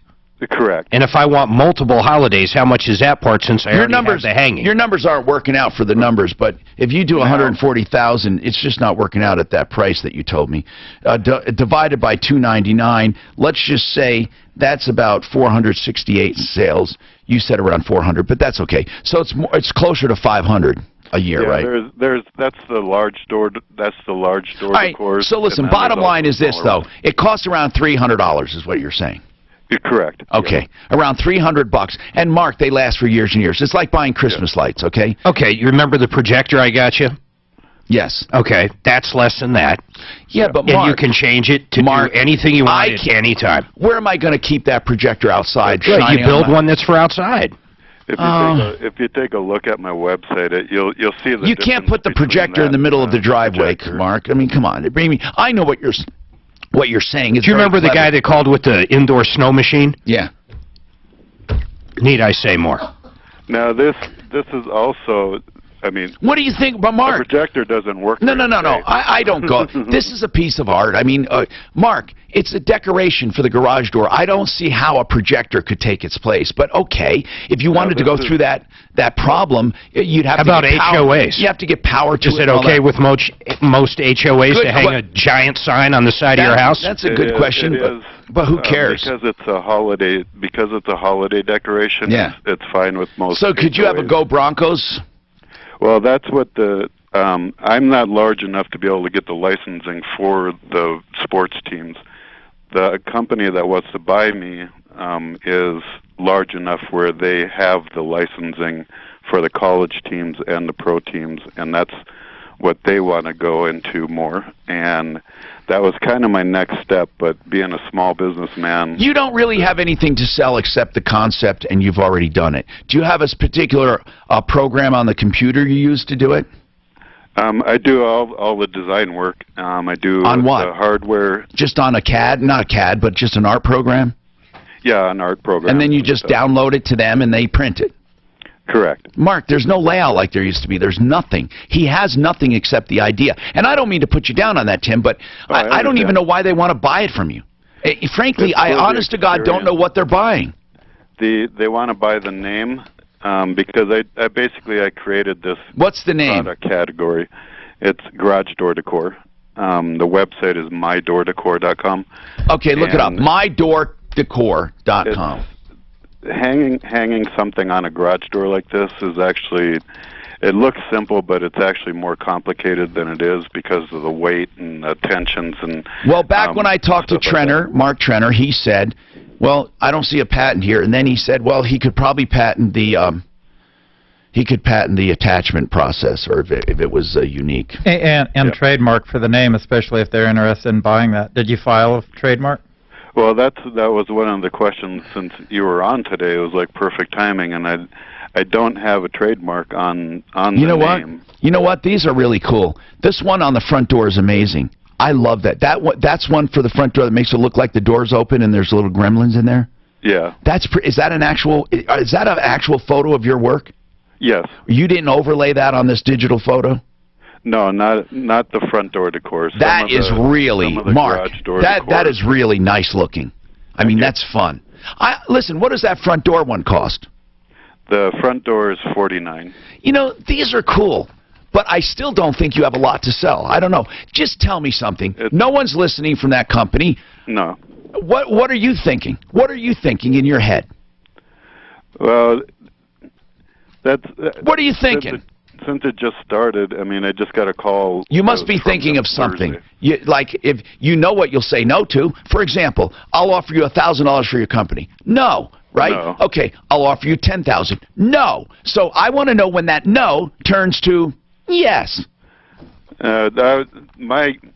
I was thinking around $350. Okay, here's one thing you are. You're very realistic. You're not an idiot. I can tell right there because you're in the ballpark. Because if you talk about the sales right now, that would easily support that price, I think, Mark. I know you're balking at it, Mark, but this guy has a very... I don't think you'll have a lot of problems with that, but don't start there for sure. What's his average yearly? $140,000. That's not yearly. That's not. No, that's total. Total. That's yearly. That's one. And that's without it. He's not advertising. And how much do you make off that 150? About right around 65. I'd take 65 times 3, and there's a number. Okay. Now, what I'm trying to figure out if I have some leverage as far as because what they've talked about is. Hold on, let's take a break. And then, listen, I'm not going to... people on the phone, I will take your calls, come back to Tim, okay? So I won't belabor you. Tim, you're just going to have to hold. And then we'll get some other advice as well. And I'd like to know what our common woman thinks. All of that coming up. Don't tell me now we want to do it on the air. Okay. I like this. Did you see it? Look at this. This is pretty damn cute. Rescue vehicles are on the scene. This is pretty cute. Oh, that is very cute. Look how cute this is. I mean, those are good looking. Uh-huh. All the way to 225 at this point. And I'm going to assume that they fit every door size. No, look. Seeing a little bit of slowing on that's for the piece of art is here. Yeah, it's attached. You can, yeah. It's like, yeah, you can see where the door handle is.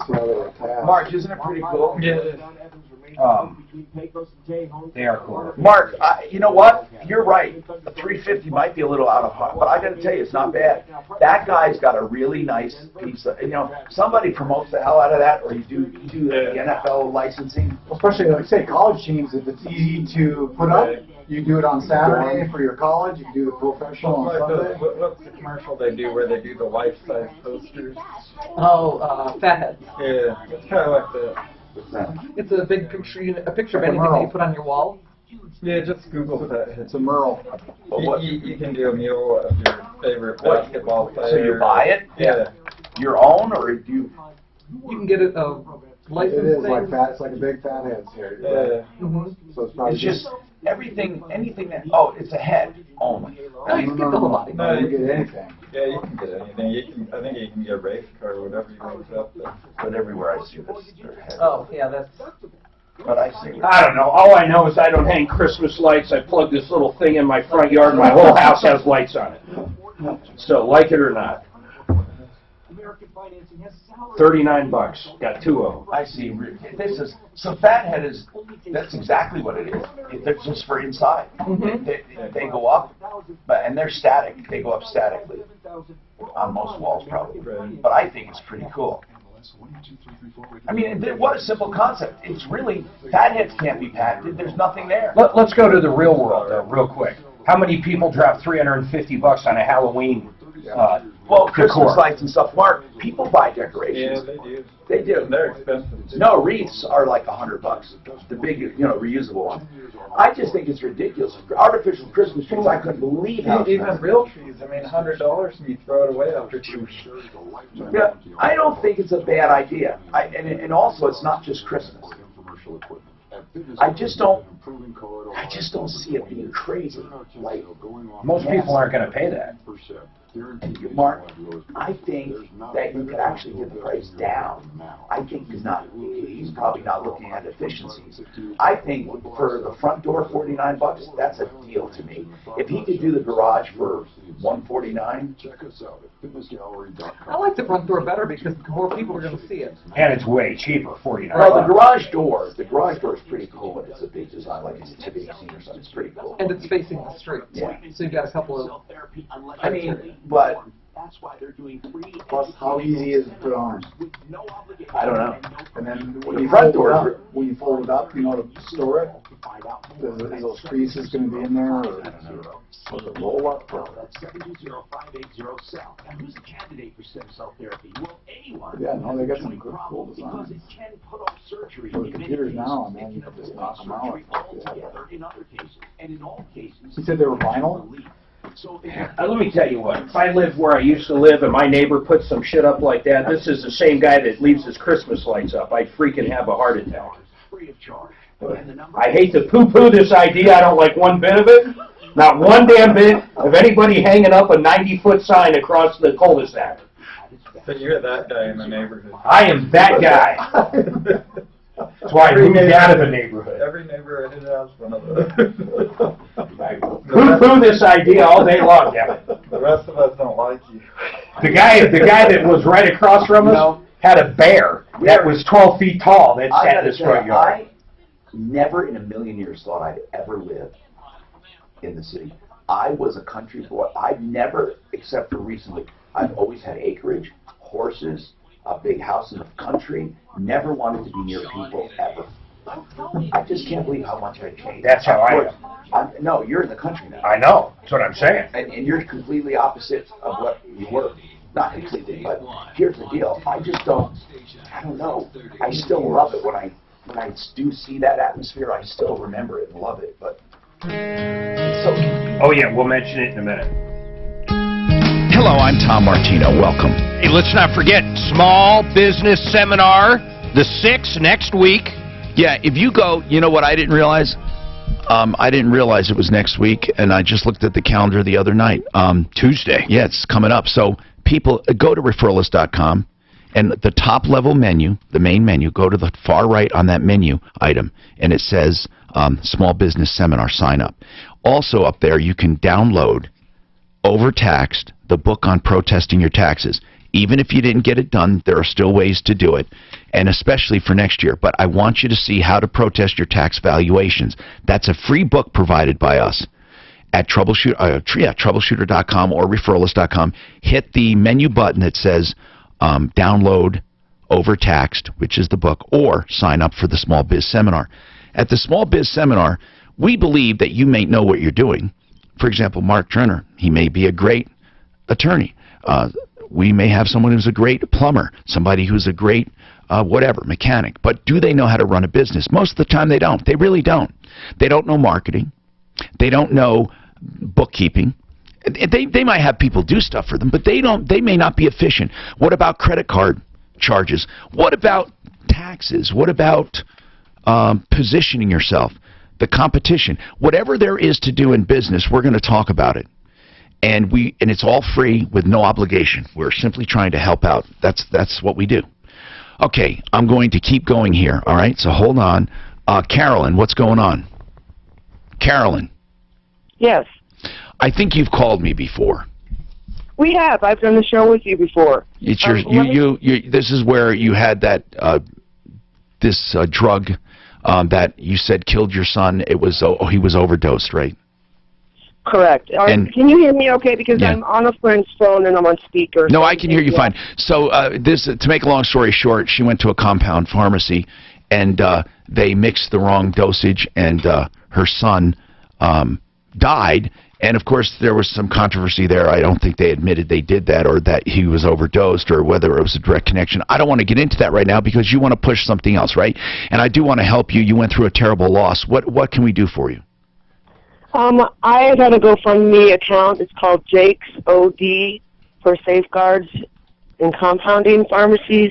Okay, so that's a long name. So what are you trying to do with this GoFundMe?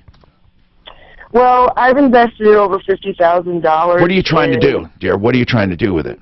I'm trying to get more safeguards in compounding pharmacies because the drug that actually overdosed my son at 1,000 times percent is the ninth miscompounded drug in the United States of America, and it's prescribed to children every So what are you day. going to do with the money is what I'm asking. I see. Which one is it? I see Jacob is... Jake. Okay, not Jacob. Okay, I'm looking for it. You put it in there, Suzanne. I'll look for it. Okay, so anyway, what are you going to do with the money? If you could just help me figure this out. Okay, well, I am pursuing the lobbies in both our state and federal politicians and congressmen and the FDA to push for more safeguards in compounding pharmacies to prevent this from happening to other children in the future. Okay, so you're going to do a lobbying effort and stuff like that, right? I have been. I've already been doing it day in, day out, 24/7 of my life. This picture of your son is so precious. Oh, my God. Was he a baby when he died? No, he was 8 years old when he died. Okay. Oh, my God, what a precious picture. So he was born with what? He had sensory processing disorder. What's that? It is a lot of times misdiagnosed as being ADHD or ADD, and it's basically... Could he not feel stuff, or was he overly sensitive? He was overly sensitive. He got overly stimulated if there was too much commotion around. Okay, all right. Was he autistic, as in the autistic family? No, he was brilliant. He was brilliantly so are intelligent. autists. It wasn't a form of autism? No, not at all. Okay, so the drug that was prescribed was supposed to do what? The clonidine. What was it supposed to? It's a blood pressure medicine that would just slow his reaction time to give his brain time to process things that were coming at him extra outside of his own body, and in order for his fight or flight not to kick on, to give his mind some time to process all the stimulus around him. Was it what? Okay, when they compounded it the very first time, was it overdosed or was it normal? He was on a pill and then he went to a liquid, and the first bottle that we received. So what I'm saying is, you knew that the drug did work at one time? Yes.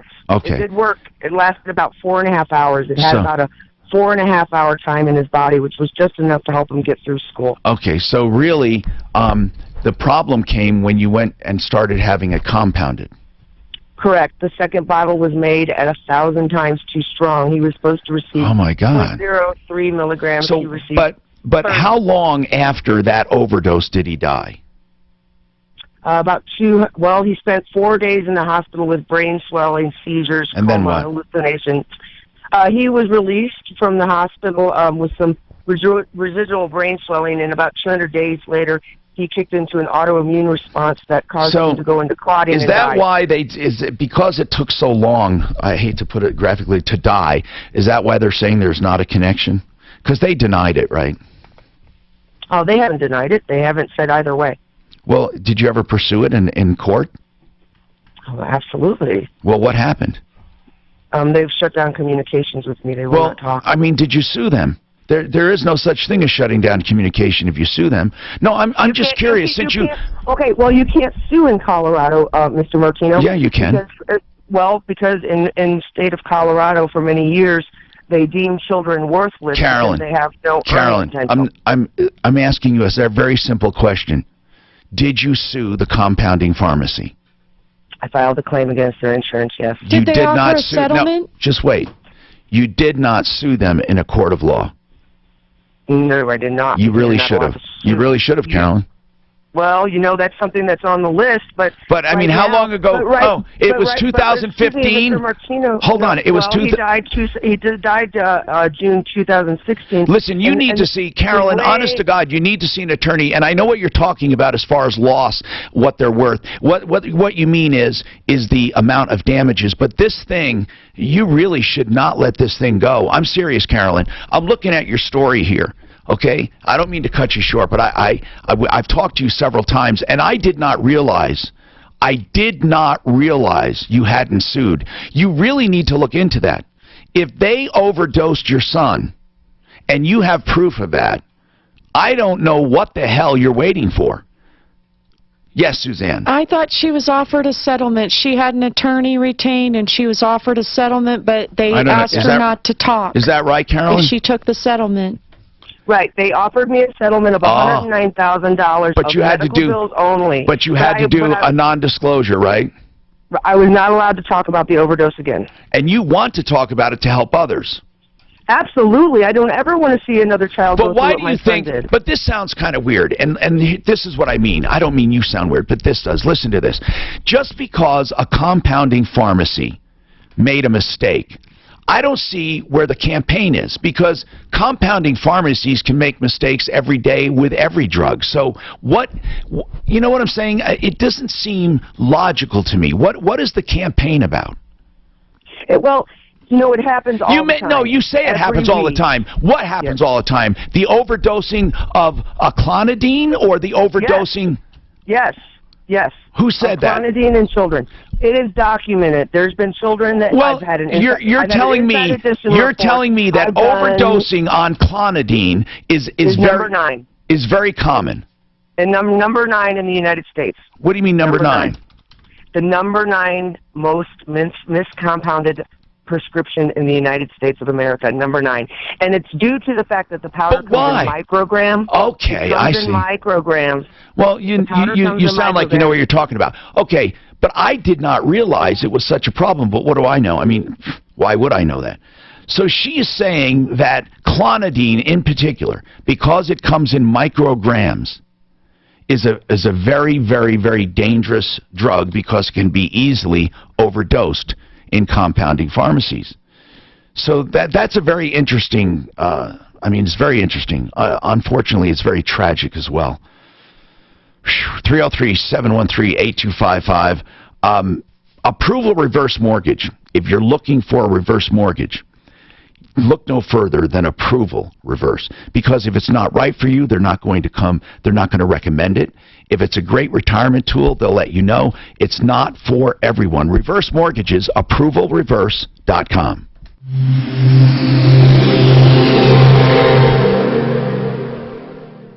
of the finest companies I know, Excel Roofing, the way they do business, the ownership, and the management, from the top down, they believe in excellence, hence the name Excel Roofing. First of all, they will never trick you into anything like signing a blank contract or saying we'll take care of whatever your insurance wants to take care of. When it comes to roofing, they believe you need to be fully informed, so they give you a full contract with everything that needs to be done, and then they will fight with your insurance company to get what you need if it comes to that. And then you don't pay a dime, not one dime, to get them on the job and to finish that job.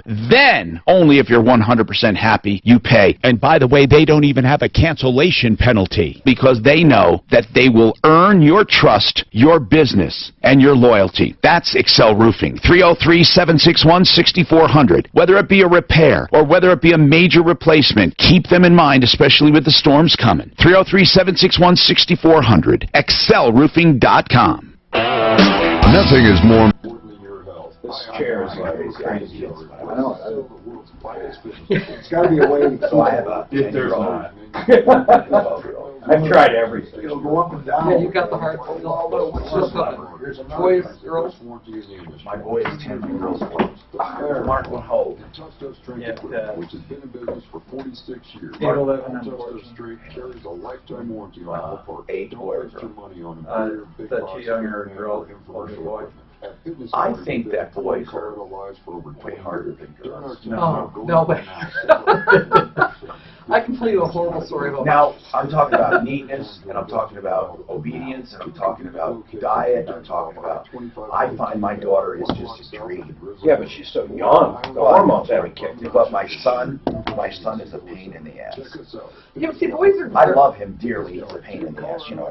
Mine's switched. Boys will be a pain in the butt, but they're upfront about it. Girls can be mean and manipulative and. Okay, I see what you're saying. Yeah, she's bossy, but okay, but. Now you're right. My son doesn't As soon as the hormones. My daughter doesn't see. Dad, what have I said about that? Yours are 8 and 10 and 12. 10 and 12. You're getting real close. You'll know the minute it happens. 13's a magic age for the girl. It gets weird.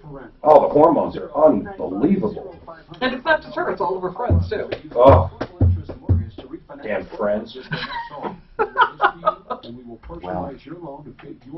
I'm having fun, whatever it is. I mean, I know that there are challenges for sure. Yeah, but they're amazing. Oh, it's legacy. You gotta have them. And my thought was with my kids, when they were maybe the most crazy, I had to realize they're just reflecting back what I taught them. Any of the nonsense they're doing, I'm like, okay, I probably did that sometime. And yeah, it took me a while too. I started thinking of some of the stuff my kids are doing. I was like, damn, I guess I was doing that. Ain't that? It didn't seem that way at the time. It seemed so much more fun on the other side. Way more fun. Complications of bleeding or infections. So we asked, wouldn't it make more sense to try? Wow. Kids can't get away with what they used to. Like my No, they get away with way more. No. What, the law, the school? No. Oh, social media. Oh, you're right. Yeah. There's no tolerance. No tolerance. Social media is. No. You pull a girl's hair, you're going to get arrested. Absolutely. I mean, we used to get in fist fights, or girls, you pull their hair, or you snap their bra strap. You know, the little thing in the back when they're sitting. Not anymore. You're sitting behind them. Oh, if you ever did that, it'd be sexual, yeah. Or anything like what did we used to do? Spitballs and all that stuff. Yeah. That's ridiculous. No, you're right. It would be considered, harassment or something abusive. And some of it should be. I mean, there were some pretty bad bullies back then too. Yeah, but I don't think they were. I don't know. Bullies are kind of weird, man. You got to deal with bullies as you go through any stage in life. So I'm not so sure that learning how to deal with them younger is bad. Because you're going to have to deal with them later.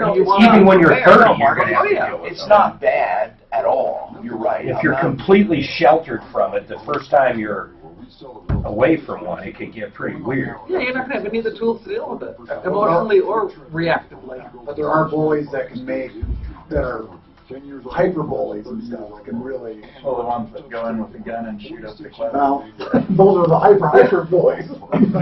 That never happened. Those aren't bullies, they're called maniacs. That never happened when we were in school. Never. I don't At least you remember. didn't hear about them. I remember a few drug busts, like kids would have something in lockers, but I don't remember any That's kind the of only time the Columbine. police came out.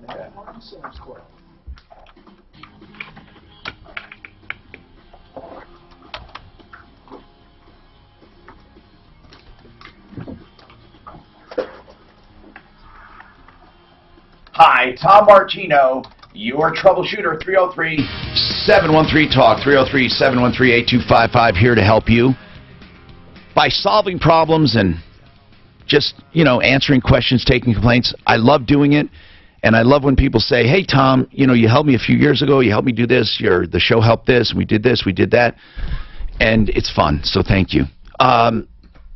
Audra, what's going on with you, Audra? Oh, yes, it's a big mess that my fiance's in, actually. What kind of mess, Audra?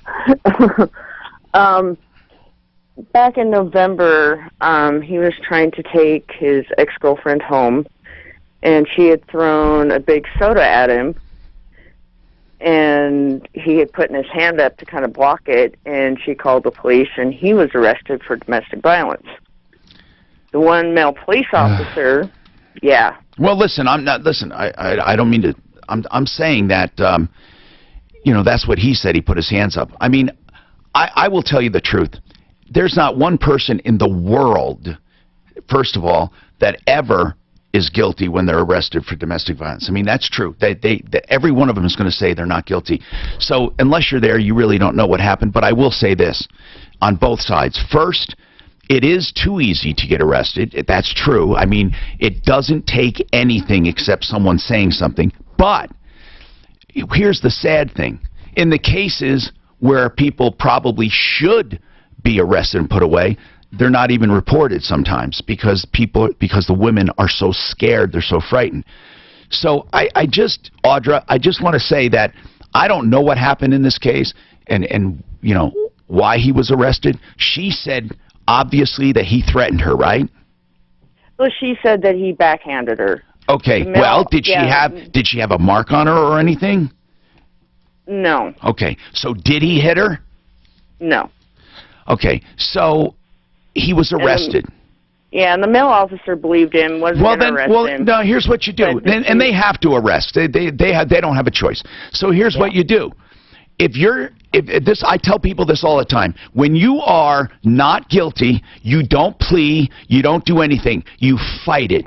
You fight it tooth and nail and prove it. That's it. So did he simply go to court, and if they have no evidence, he can put up a defense? Did he? Yeah, he's taking it to trial, but okay, good. He was put on pretrial services, and pretrial services mean they keep track of him. They keep track of him. You have UAs, things like that. Really? Well, yeah. What? Does he have a record? How do they get a punishment before the trial? No, it's not a punishment. What they're saying is, if you're arrested for drugs or alcohol or domestic violence, apparently, you have to.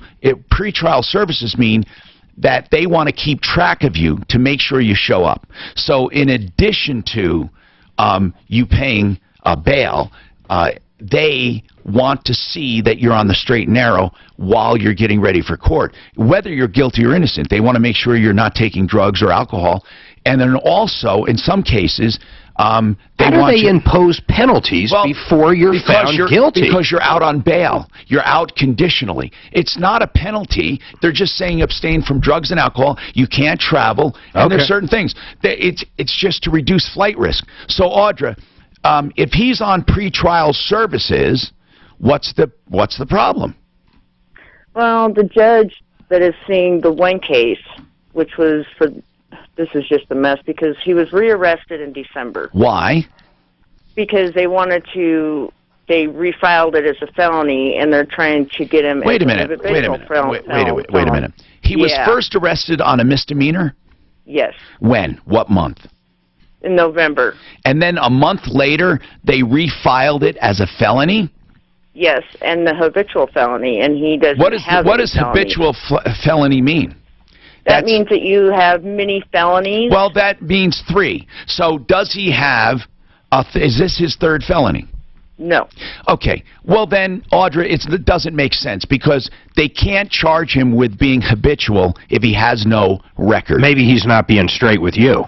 Audra, it's impossible because no matter how corrupt we think the system is, they cannot call you habitual or a 3-time offender if you don't have a record. You either have a record or you don't.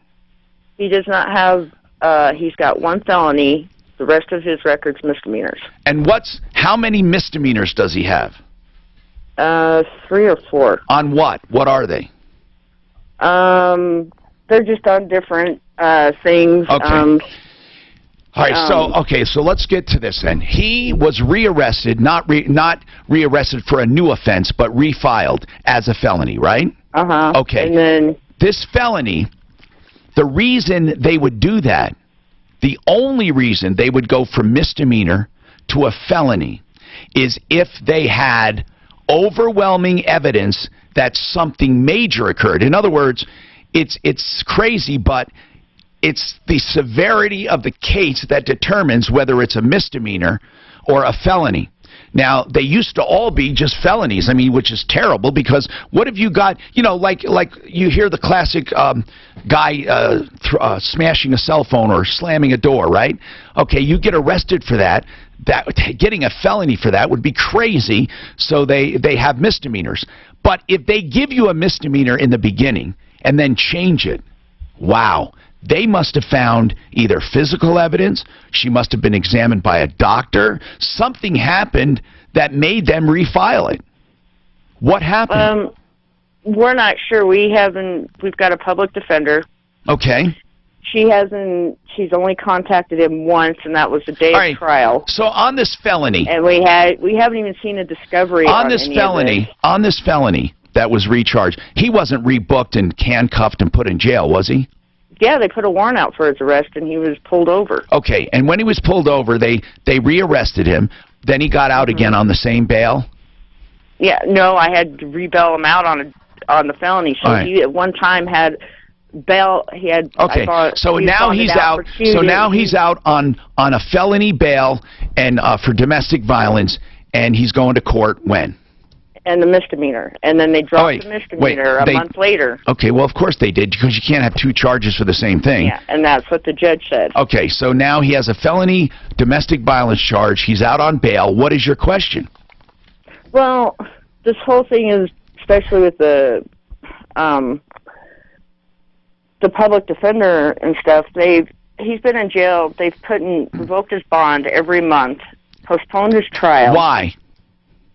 That's what we're trying to figure out. Audra, let me explain something to you. Honest to God, I just want to say something, and I promise you, I am as objective as I can be. I just have to say this. Audra, they're not out to get him. Something is wrong. I don't know what it is, but please trust me when I tell you, they're not out to get him. Something is going on. And you're saying you're trying to figure things out. I don't know what you're trying to figure out. Hold on, okay? I really want to help you if I can. But it doesn't sound like anything is abnormal. Let's run a background. If she would allow us to, we'll run a background check. He might not be telling her some stuff she should know. If he gives us all the vitals, we'll run a check. We have more coming up.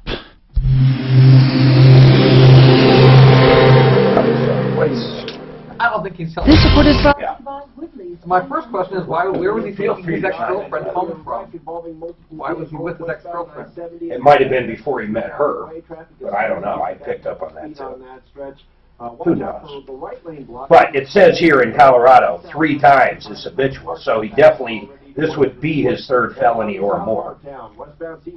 So I assume he's lying to her in some way or another. And she's hedging her bets too. She doesn't exactly want to say what his charges were. You know, a bunch of stuff. Well, that's kind of vague. Might have came back with sexual assault afterwards. 6:30 K-How. Woodlands Furniture and Design makes it fun to pick out the right. See, Mark, don't you wish you got into criminal law instead of this trademark stuff? Come on, man. You could go out and help her right now. anywhere else. And now. Talk about how you can help home buyers. Can you imagine being a public defender and some of the, you sit down, they tell you the story, then the video shows up and it's completely different than any story that was ever told. It's got to happen every single day in every one of their lives. Oh, yeah. It's got to be horrible. It's got to be like, you probably get to the point where you just sit down and go, okay, what are you going to tell me that's lies right now? Or you start thinking anything anybody tells you is, you know, a tenth of what the truth is. Just completely skewed. So you know that building where I have a place over there? Both elevators are out. Everyone had to use the freight elevator. That is totally unbelievable because it doesn't go down to the lower part. What are the chances of that happening? Both elevators. Now listen to this. The freight elevator went out too. They had no elevators. Now, that basically is that they just got the freight elevator. How the hell would you They get just that? got the freight elevator running now. But they've had trouble with these elevators for years. You know what I smell? They're replacing everything. Special assessment. Oh, no. They have money to handle this. But well, Mark, yeah, they do. You know what? What do you think the dues are? Take a guess. Take a guess for my unit. What do you think? For your unit? Yeah, just take a guess. I'll be so close it'll scare you. How many square feet? 4,000. 4,000 square feet. 3,000. A month? 3,000 a month. No, 17,800. 17 something. Really, her question's going to Oh be... man, I didn't know you would estimate that high, but it's not but it's 1,700 a month. Yeah, I know. Which is great. Her question's going to be boiling down to, based on their investigation, they think he might be illegal and they're trying to deport him. She said I could run the background check, but she did not want anything on that background check mentioned on air. That's so fine. Should we We even can run tell it? her. I won't mention it. I'm going to mention. She was like, there's some things that can't be said on the air. I won't. She needs to learn how to pick a different man. No, tell her I won't. Okay. I'll run it. Well, the good news is they're not married yet. God, That's a good. Listen, there's some stuff on there that you don't want to say. You stick with him. But he's my sweetheart, so. You really got a good heart. On Valentine's Day, he bought me a shotgun shell. Brutus, what's happening with these spots, man? I feel like maybe I complained and now maybe I shouldn't have complained, huh? Why? What's going on? We're light lately. Yeah, we are. I don't know what the difference is. I had so many spots I couldn't get them all in, and now I'm a little. Well, I'm not light. Just what's weird. I'm completely full every break. But for me, it's light having 3 every You break. can get a Google Home But and Nest bundle, amazing, Bose just audio, amazing. and so much more. Shop big Memorial Day deals by I'm going to, visiting I'm going to get Lazara worked in here on select products by calling with her. 800-5000. I can't wait to see this back. And I'm coming out with Rockies. A good night's sleep starts with Sexual the right assault, pillow. That's where MyPillow comes aggravated in. And now, robbery. For a limited time, just go to MyPillow.com, click the radio listener Threatening a special tab, senator. and use promo code SKY. You get 2 premium king or queen pillows and 2 additional pillows. I find it crazy that if someone just makes, let's just say, totally made up by an ex-girlfriend, he did this to me. Yeah. No evidence, You will nothing. get arrested. That will not only be arrested, but then you're telling me the judge can say, you got to come in and take a urinalysis, a drug test. That's right. You got to do That's this right. before court. That's right. That's right. Well, I say you get a real attorney then. Mark, Hey, loser, pre-trial, they get you. Join me at 4 o'clock Well, they can. for Reverend Talk Radio. I mean, If you had I think they go by probably your background. discern. I don't know. They must go by. Hi, Tom Martino, your troubleshooter. We're consumer advocates here, and we love doing what we do. Tell friends about it. You do have power. I have not forgotten about Tim selling his business. I just wanted to get some other calls in here. So, Risa, our common woman today. Risa, what do you think about this situation? What do you think, Risa? You're listening. This is why I have common people in. Give the real skinny over there. If you were sitting, no. If you were sitting home listening, what would you think?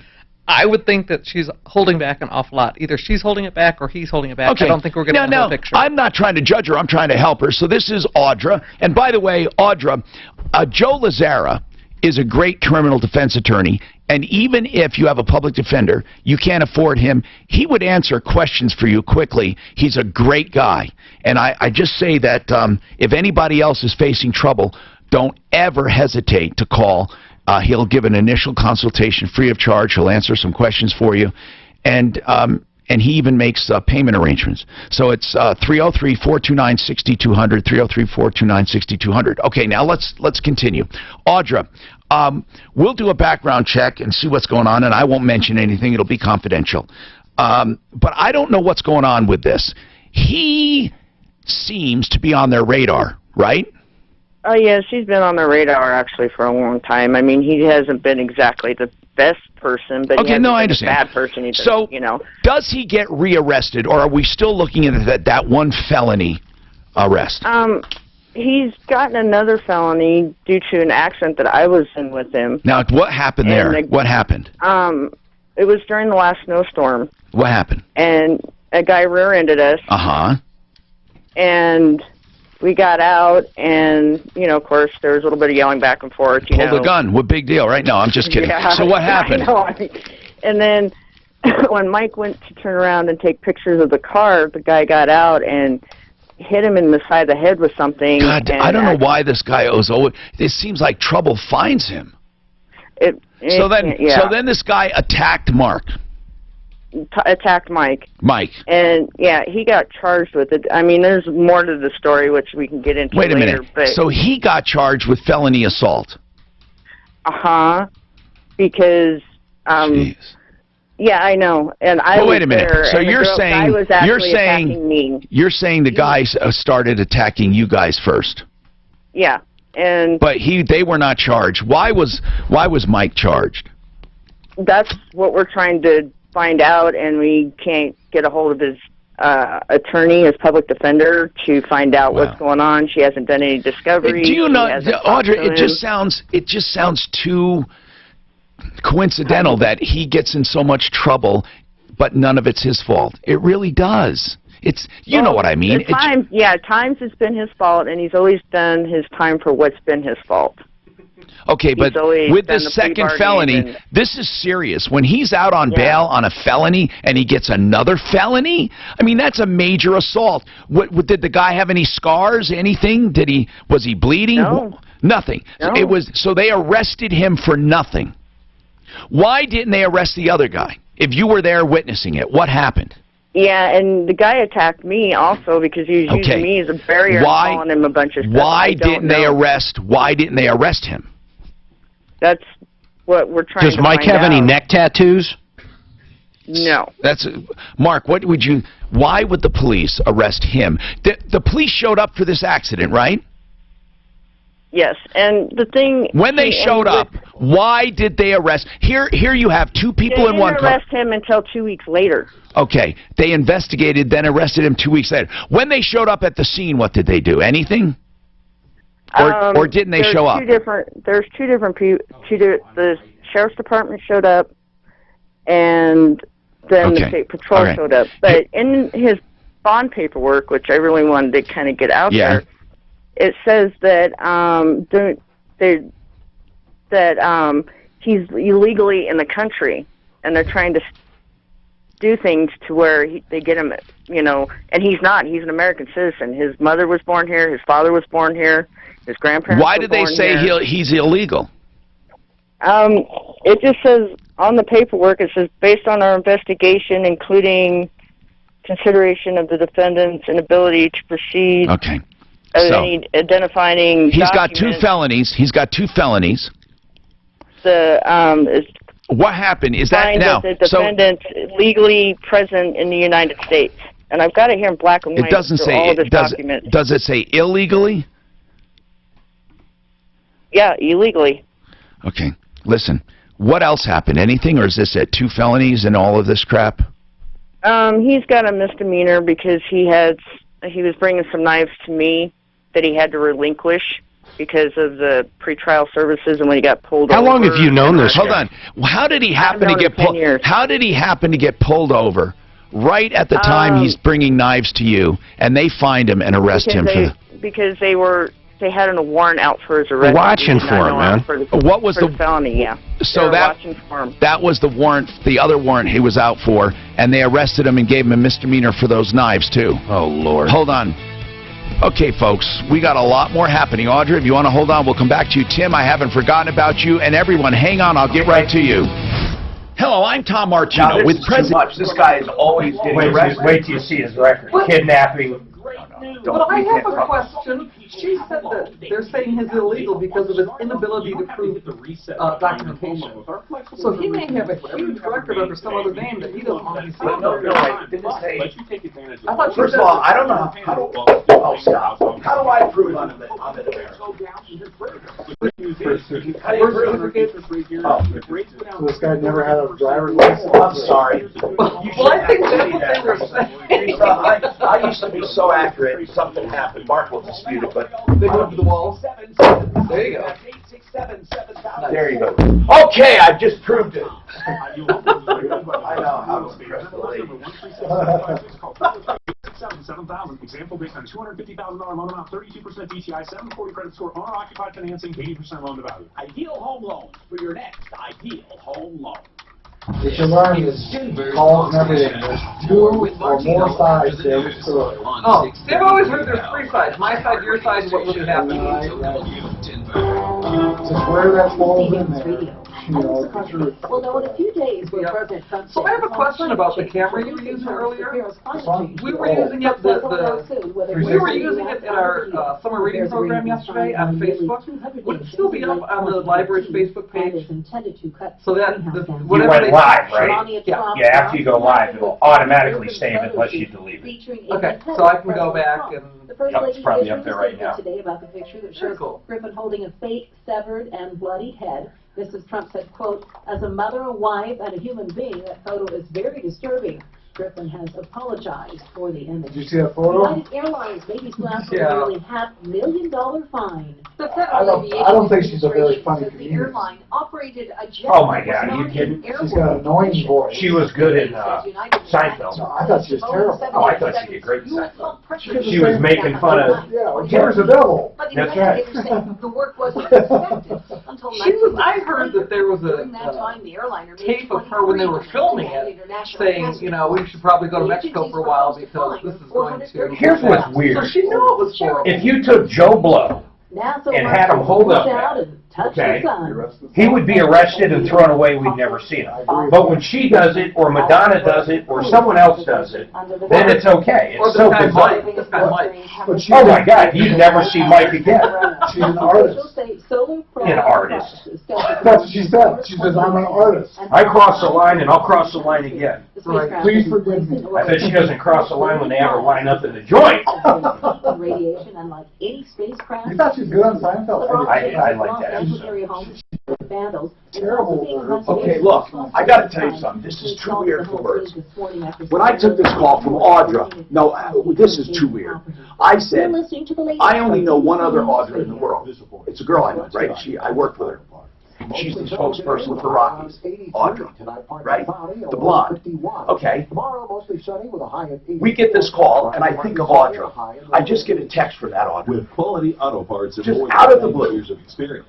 Is that just too, doesn't that seem... It's not her, though. No, it's not this Audra. I got you. But I'm in the bathroom going, hello, Tom, this is Audra. You know, just want to let you know that's not me on the radio. No, she just texted me about something else. But it's just so weird, because when I got that call from her, I thought to myself, I only know one other Audra. It's a very rare name. And that other Audra texted me at that moment. It's just too weird. Too weird. I'm even going to talk about it. That's how weird it is. 303-867-7000. Equal Opportunity Lender regulated by DORA. NMLS 136756. For terms and conditions, call 844-45-IDEAL. This is the Troubleshooter Show. Tom Martino on 630 KHOW. Help me if you can, I'm feeling down, and I do appreciate you being around. Hi, Tom Martino, your troubleshooter. 303-713-TALK, 303-713-8255. We have so much going on. This is a very busy show today, but I just have to explain we have Mark Trenner with us. and he's talking about intellectual law and intellectual property, like inventions and trademarks and copyrights. And we talked about first to file is the rule, not first to think of it. So mailing yourself something, saying you did it, getting a witness, it's not going to help you. Now, if you could prove that someone stole it from you, that might be something, but it's always best to protect something. And he mentioned if you want to protect something quickly, do a provisional patent. And, of course, I got a question by email saying, well, what is a provisional? What's the difference? And I'd like to explain that quickly, then go back to the phones. I know you've all been waiting. And then we also have a common woman in, Risa Mai, and Risa Mai is a librarian up at Clearview Library District in Windsor. And just to tell you about libraries nowadays, I sound ancient, right? But I haven't been in a library since Google. And they loan out guitars, instruments, drones, cameras, GoPros, drill sets, drills. They have sewing machines. They have, in one, they even rent out cake pans. Not rent, but loan. How do libraries work now? You don't pay for a membership, right? In this library, it's free. You just have to live in the community. Actually, all of Colorado has reciprocal rights, so if you live in Colorado, oh my God, you can get a library card. And you get to borrow this stuff free. So what about movies? Are they free? Movies are free. CDs, DVDs. Why do? How much are late charges now on a book? For a grown-up? Yeah. In our library, it's 10 cents a day. However, all of our children's products, there are no late fees. Oh, so you keep. All right, listen. Well, if it's over 90 days, we consider it lost, and then you have to replace it. 303-713-TALK. Okay, let's go to the phones. Now, first, a provisional patent. Mark, what's the difference? Yeah, a provisional patent. It just lasts for 1 year, but gives what you is patent. It's a patent application. We file it at the patent office. But you don't have to give all the details. You do. You want to describe as much as possible. Do you have to do as much? Okay, filing for a provisional, is it the same exact application as filing for a regular patent? No, it can be done much quicker. There's no Why? formal What's the requirements. difference? You can include photos instead of having to have the draftsman So drawings. it's more casual. It is. What is the purpose of a provisional patent? It gets you that filing date. So. Okay, the filing date. Yeah. Then you convert that to a regular patent. That's right. And so there is no such thing as a provisional patent per se for no, forever. A provisional will never issue. It goes abandoned after 1 year. Okay, so during that year, you're supposed to get your stuff together and go for a permanent patent. Yep. But it's like a placeholder. So provisional, you don't need a patent search either, do you? You don't need one. It kind of depends if you want to or not. There's some reasons you'd want to or not want to. But here's what I'm explaining to people. If you don't know if it's been invented, you think it's a great idea, and you file a provisional patent, it will do no harm. Because if there is another product like it, they will simply, you simply won't get the other patent. It'll expire. Yeah, you just drop it. Right. But the good news is that you have it when you want it. So that's, I mean, and you have it. If nothing else is there, you have it, and you have that filing date. 303-713-8255. Now, one other thing, okay? This is the weirdest thing that happened to me in a long time. When I took this call from Audra, she called in about her boyfriend having problems with the law, and we'll get into that. When she called, I thought, what an unusual name. I only know one other Audra. I mean, truly. I thought, that's a very rare name. And 1 minute after that, maybe 2 minutes, I got a text from that other Audra. She's not listening to the show, and she didn't hear this Audra, so it's like weird. She just texted me about something. Mark, do you think that, you don't think that's as weird as I do? That's pretty bizarre. It's 1 in a million. I mean, it's not like Mike's or Robert's or, I mean, it's Audra. I thought, Audra, oh, Audra, I wonder if this is Audra, and it's not Audra. But the other Audra texted me right after I thought that. It's just weird. Anyway, Audra, your boyfriend has a record right now, and he's on bail, and it seems like he is constantly getting in conflicts because you have, first of all, the domestic violence charge, and let's say, okay, that's totally bogus, but then they made it a felony.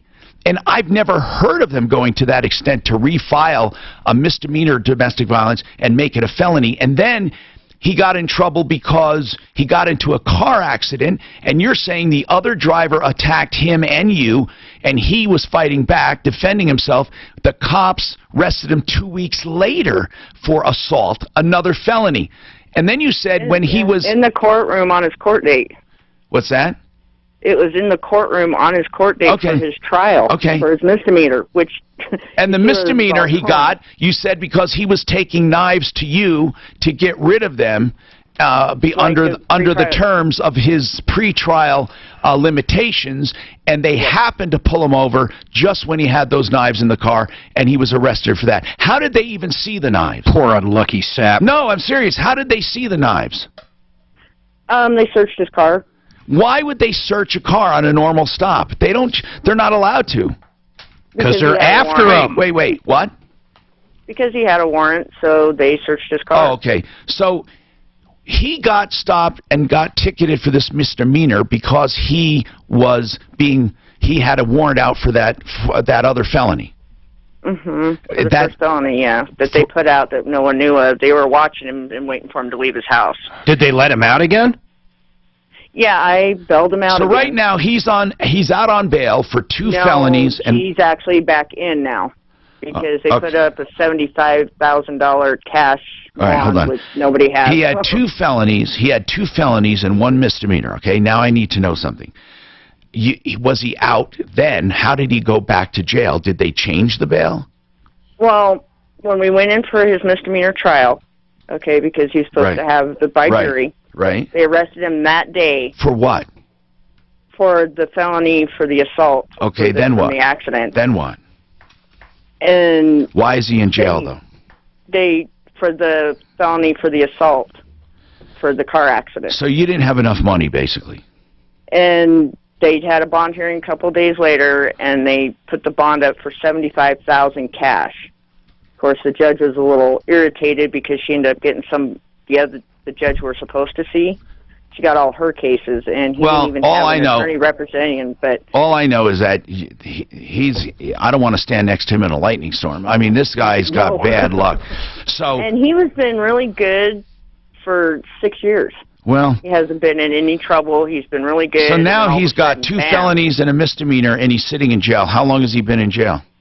He's been there for over 2 weeks. Okay, so am I the only one that says where there's smoke?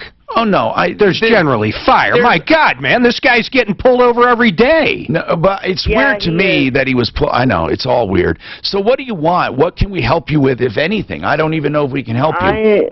Mark Trenner, do you deal with stuff like this? No, I don't. No, seriously, what can we do for you? I mean, what do you want us to...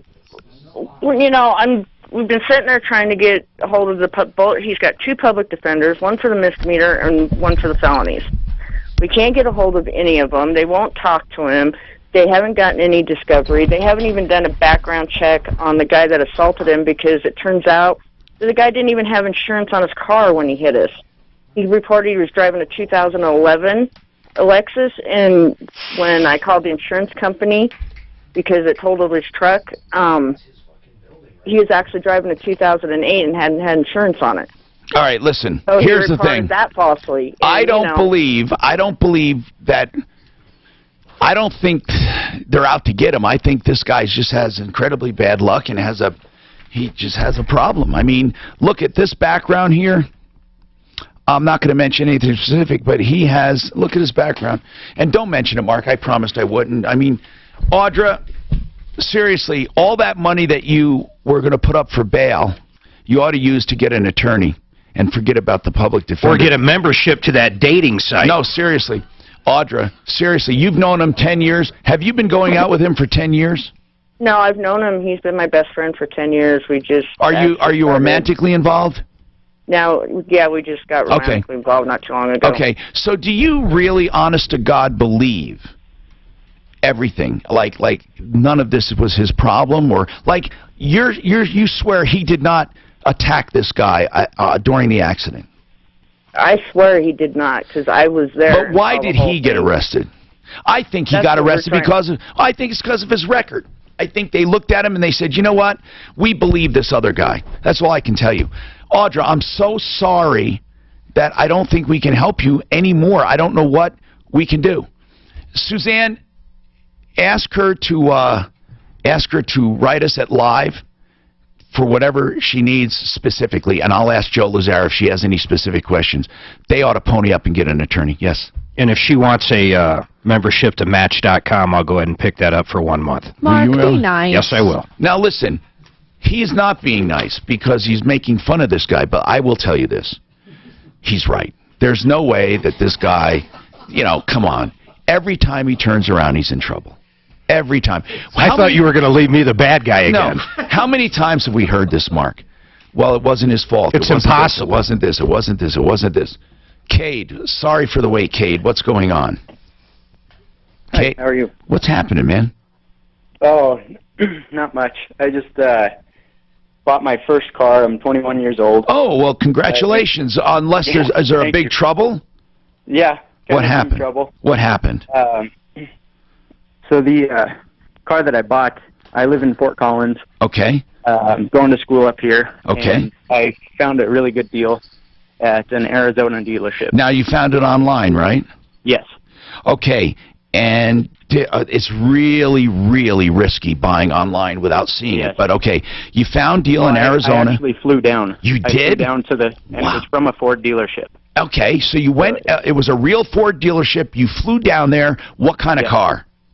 It's a 2011 Ford Edge. Okay, so what's the problem?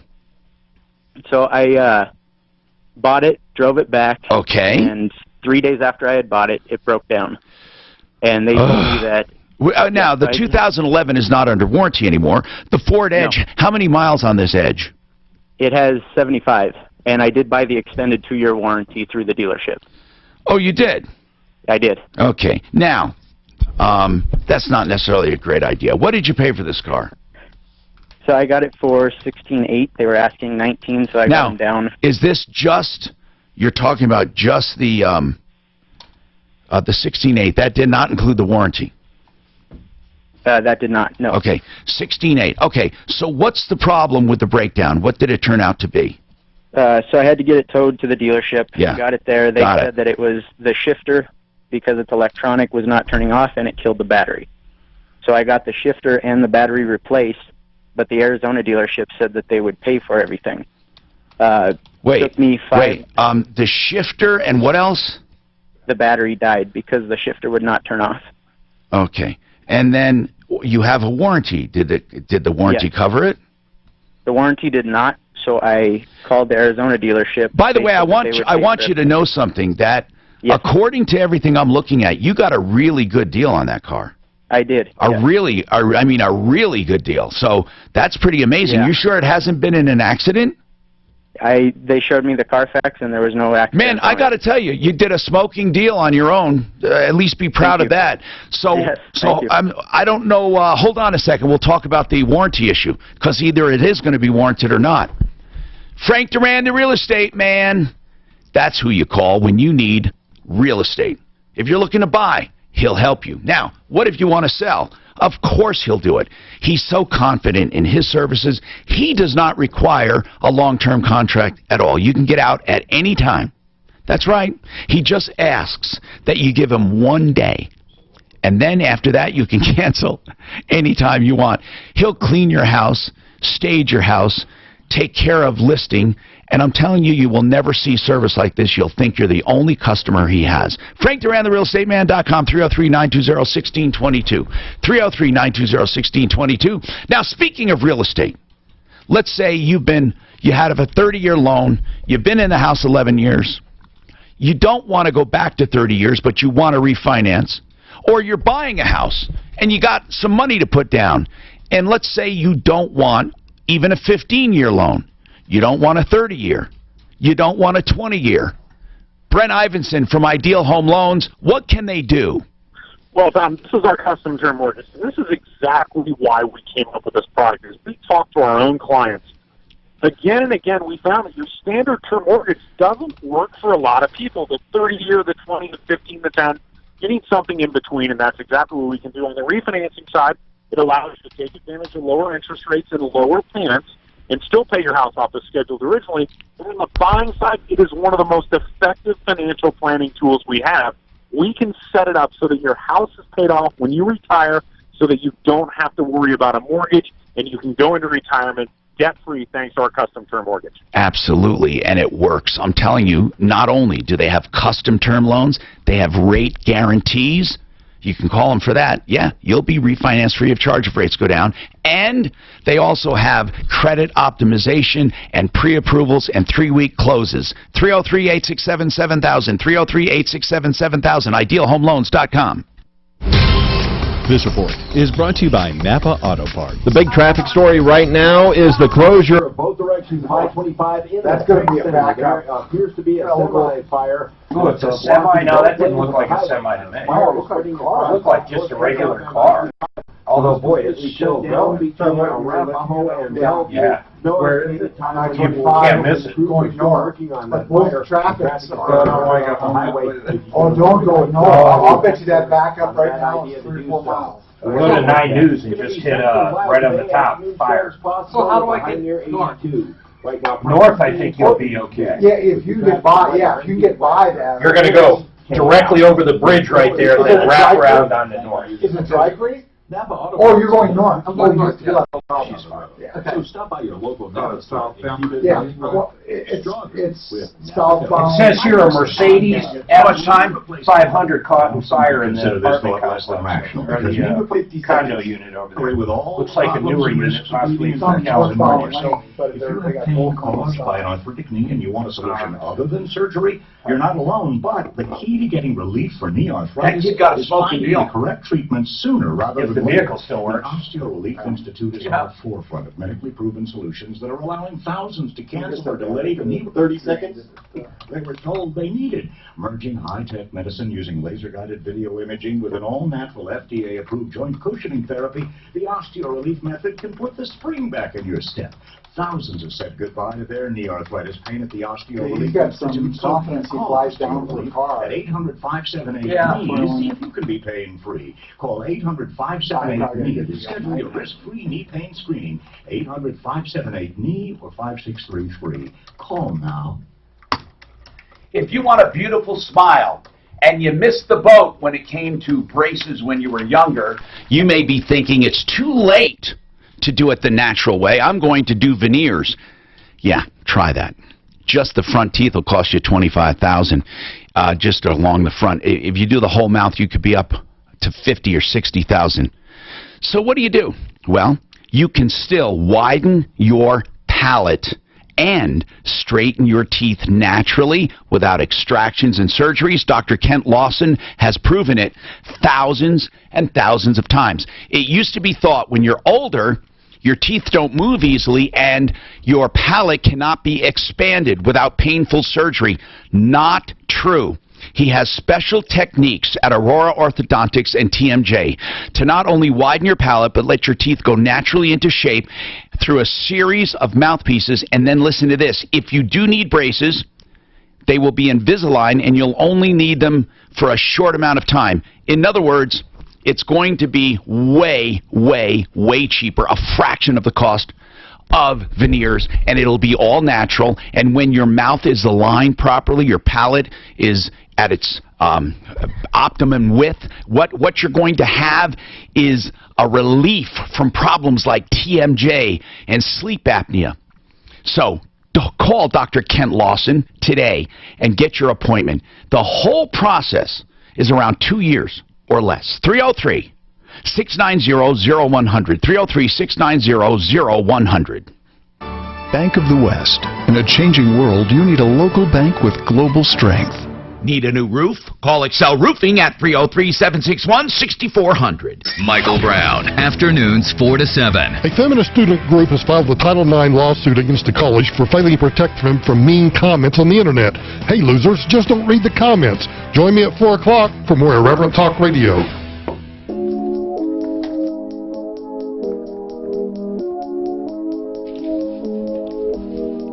Tom Martino here.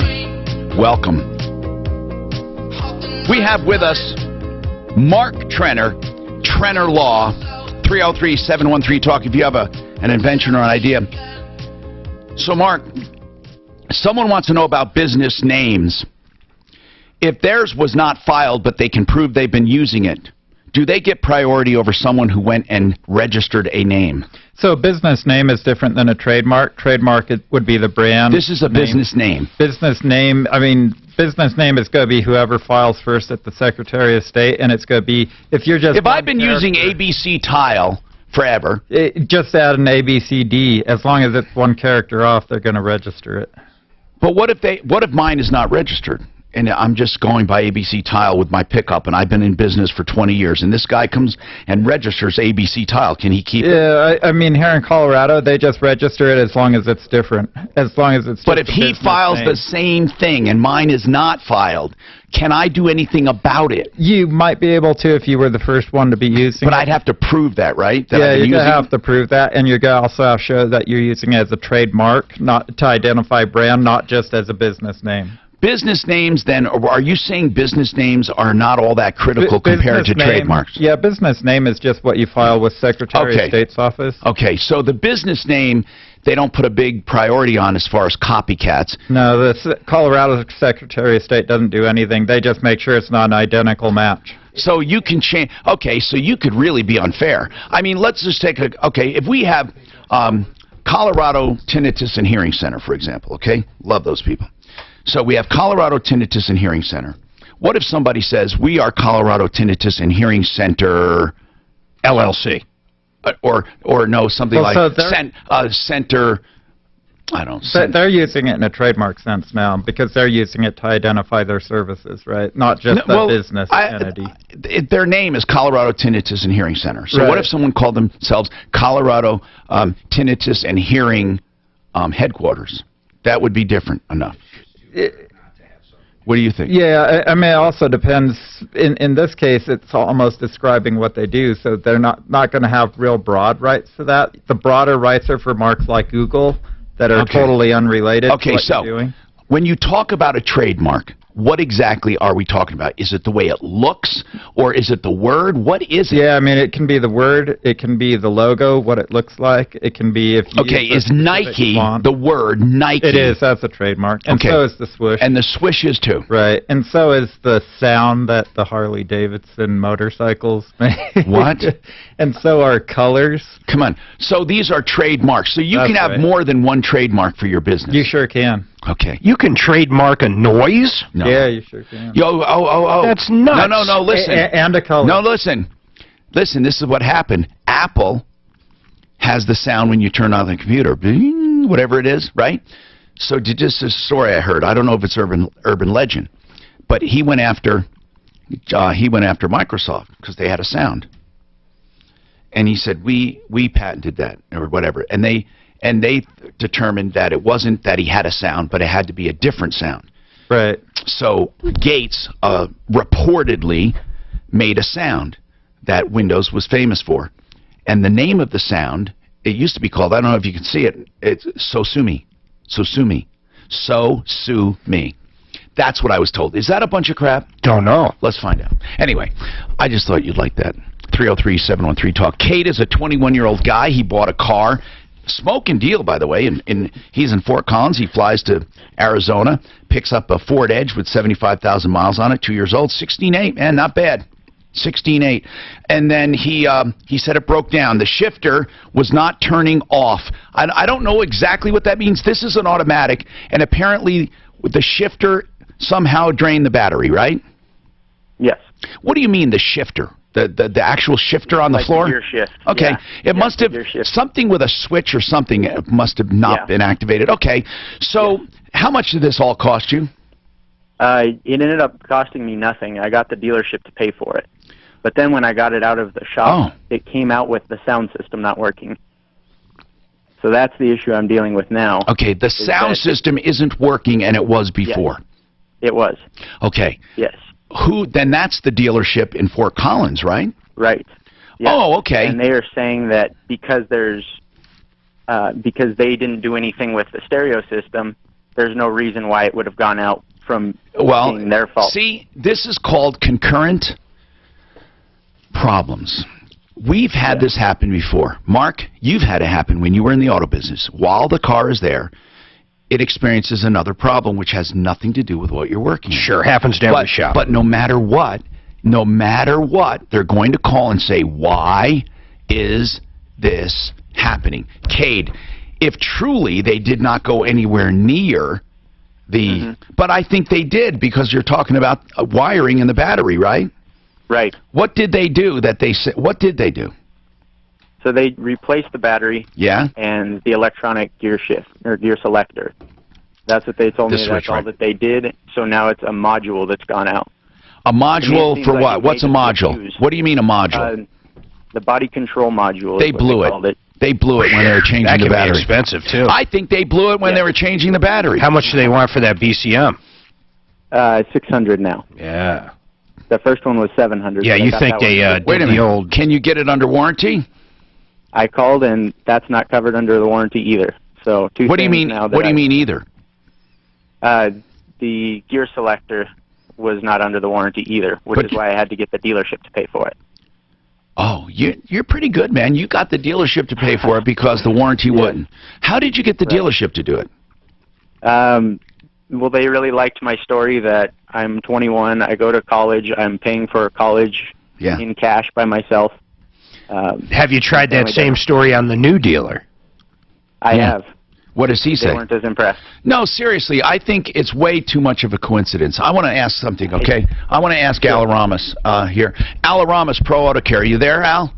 I am. Hey, listen, so this young man works hard, pays his own car, putting himself through college. He has a nice little car, 2011 Ford Edge. Have you been listening? So I just heard of it, some of it. Yeah. Okay. So he had to have the gear shifter micro switch, the switch changed out, and the battery, because the switch was draining the battery. To make a long story short, that was covered under a warranty, or under the dealership he bought it from. He comes out of this dealer, and now his body control module is out. Now, what I don't understand, and all they did was change the battery and the shifter switch. But, Cade, here's what I want to ask you. Is anything else not... Well, I'll ask Al. Al, what's connected to the body control module? Everything in the car. Then it's the module is really now what runs so much of the brains of the vehicle. Most of all your controls run through a body control module. But Cade is only experiencing his stereo being out. Is that right, Cade? Right. Yes. The body control module goes to all the separate components, like stereo, air conditioning. Well, this is what I'm saying. If only one thing is not working, the stereo, why then would they say the body control module is broken if everything else is working? But it could have burnt out that part on the board if it's shorted on the actual controller. Just like when the computers, you have a separate bank that launches the injectors. If you fail, you could burn out that in the computer, but you don't replace just that one part, you replace the computer. Likewise, in the computer body control module, it can fry a part of the circuit. Do you think that could have happened with what they worked on, or is it coincidental? Do they changed the battery and the shift? You know, anything's always possible, but boy, that's a stretch, Tom. I just, you know, those units are protected. You know, you would have to switch your battery terminals, maybe. I mean, and that's so hard to do in cars nowadays because they're not long enough. You know, it's just that's tough to ever see that from a switch and a battery replacement you burned out a BCM.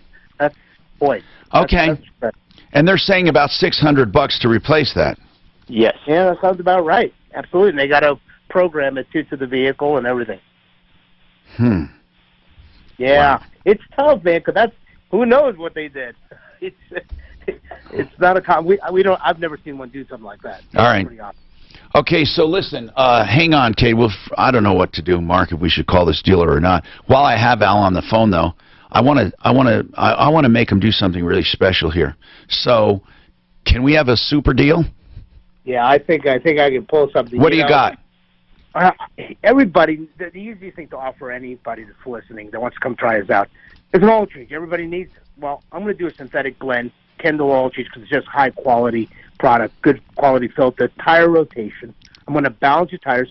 I'm going to put wipers on the front of your car. If you get standard side wipers, I'll put good quality wipers. I'm going to do that for the next 5 callers each location for $24.95. Go to the store and just... Wait a minute. $24.95, that's the oil and filter change, tire rotation, and wiper blades? Yeah, and fill all the fluids and do an inspection. Okay, that's a screaming deal. $24.95, but only for the first 5 callers for each location, right? Oh yeah, you're saving. No, that's unbelievable. Now listen, I want to give out the number. Now, it's unbelievable. If you call right now, there's only 5 in each location. One location is near Evans and I-25. The other one is near Bowles and Santa Fe. Here's the number. Ready? It's not difficult. 303-PRO-AUTO. 303-PRO-AUTO. From the L&L Heating and Air Conditioning Traffic Center. This report is brought to you by Napa Auto Parts. If your travel plans include heading into the Texas area from north or south, you might want to change your plans at least for now. There is a truck fire that is shut down I-25 north and southbound. Then he can't do it. I mean, how would they burn it out? No estimated time when they'll get the fire out. If it's not connected, it's not connected. Smoke for miles away. Traffic is being diverted off. You know what Jeff ran as a special on Friday, Vic? 30 seconds. In Bellevue due to a truck fire. Again, $200 free repair. Will be out and the highway will be open. Who? Jeff Vick. In combination with something else? No. Right now, partly sunny and 72. What are you kidding? No. I couldn't believe it. K-How. With quality auto parts and more than 90 years of experience, Napa Auto Parts can help you keep just about anything on the road. So stop by your local Napa. Concrete and 5. Longer, stronger with Napa know-how. Note to self, don't eat peanut butter right before you have to do a commercial. Okay. Concrete Lift and Stabilization is the company run by Devin Johns, and here's why I endorse him. Because he has the technology to do both systems when it comes to concrete technology. Polyjacking and mudjacking. What do I mean by that? Well, first of all, most concrete problems are caused, I'm talking about major problems now, by concrete sinking, or it tilts, or it heaves on one end and sinks on the other. And then cracks develop. And this is all because of voids underneath, maybe lack of preparation, or water washed out some dirt under it. He has a way of drilling small holes in the concrete and then filling those voids. It can actually lift the concrete to level, and then you can patch all those cracks and it looks beautiful. He'll come out and analyze your problems free of charge and then suggest to you which system would be best, whether it's mudjacking, which is really a concrete slurry that he puts in there, or polyjacking, which is a polymer, a plastic that goes in and fills the void. Now that's good for some, mudjacking's good for others. He'll tell you which one is which and what's best for you, and the best part is it's all free, the evaluation. And then he'll give you a price up front. 720-890-2740. That's Concrete Lift and Stabilization. Devin Johns.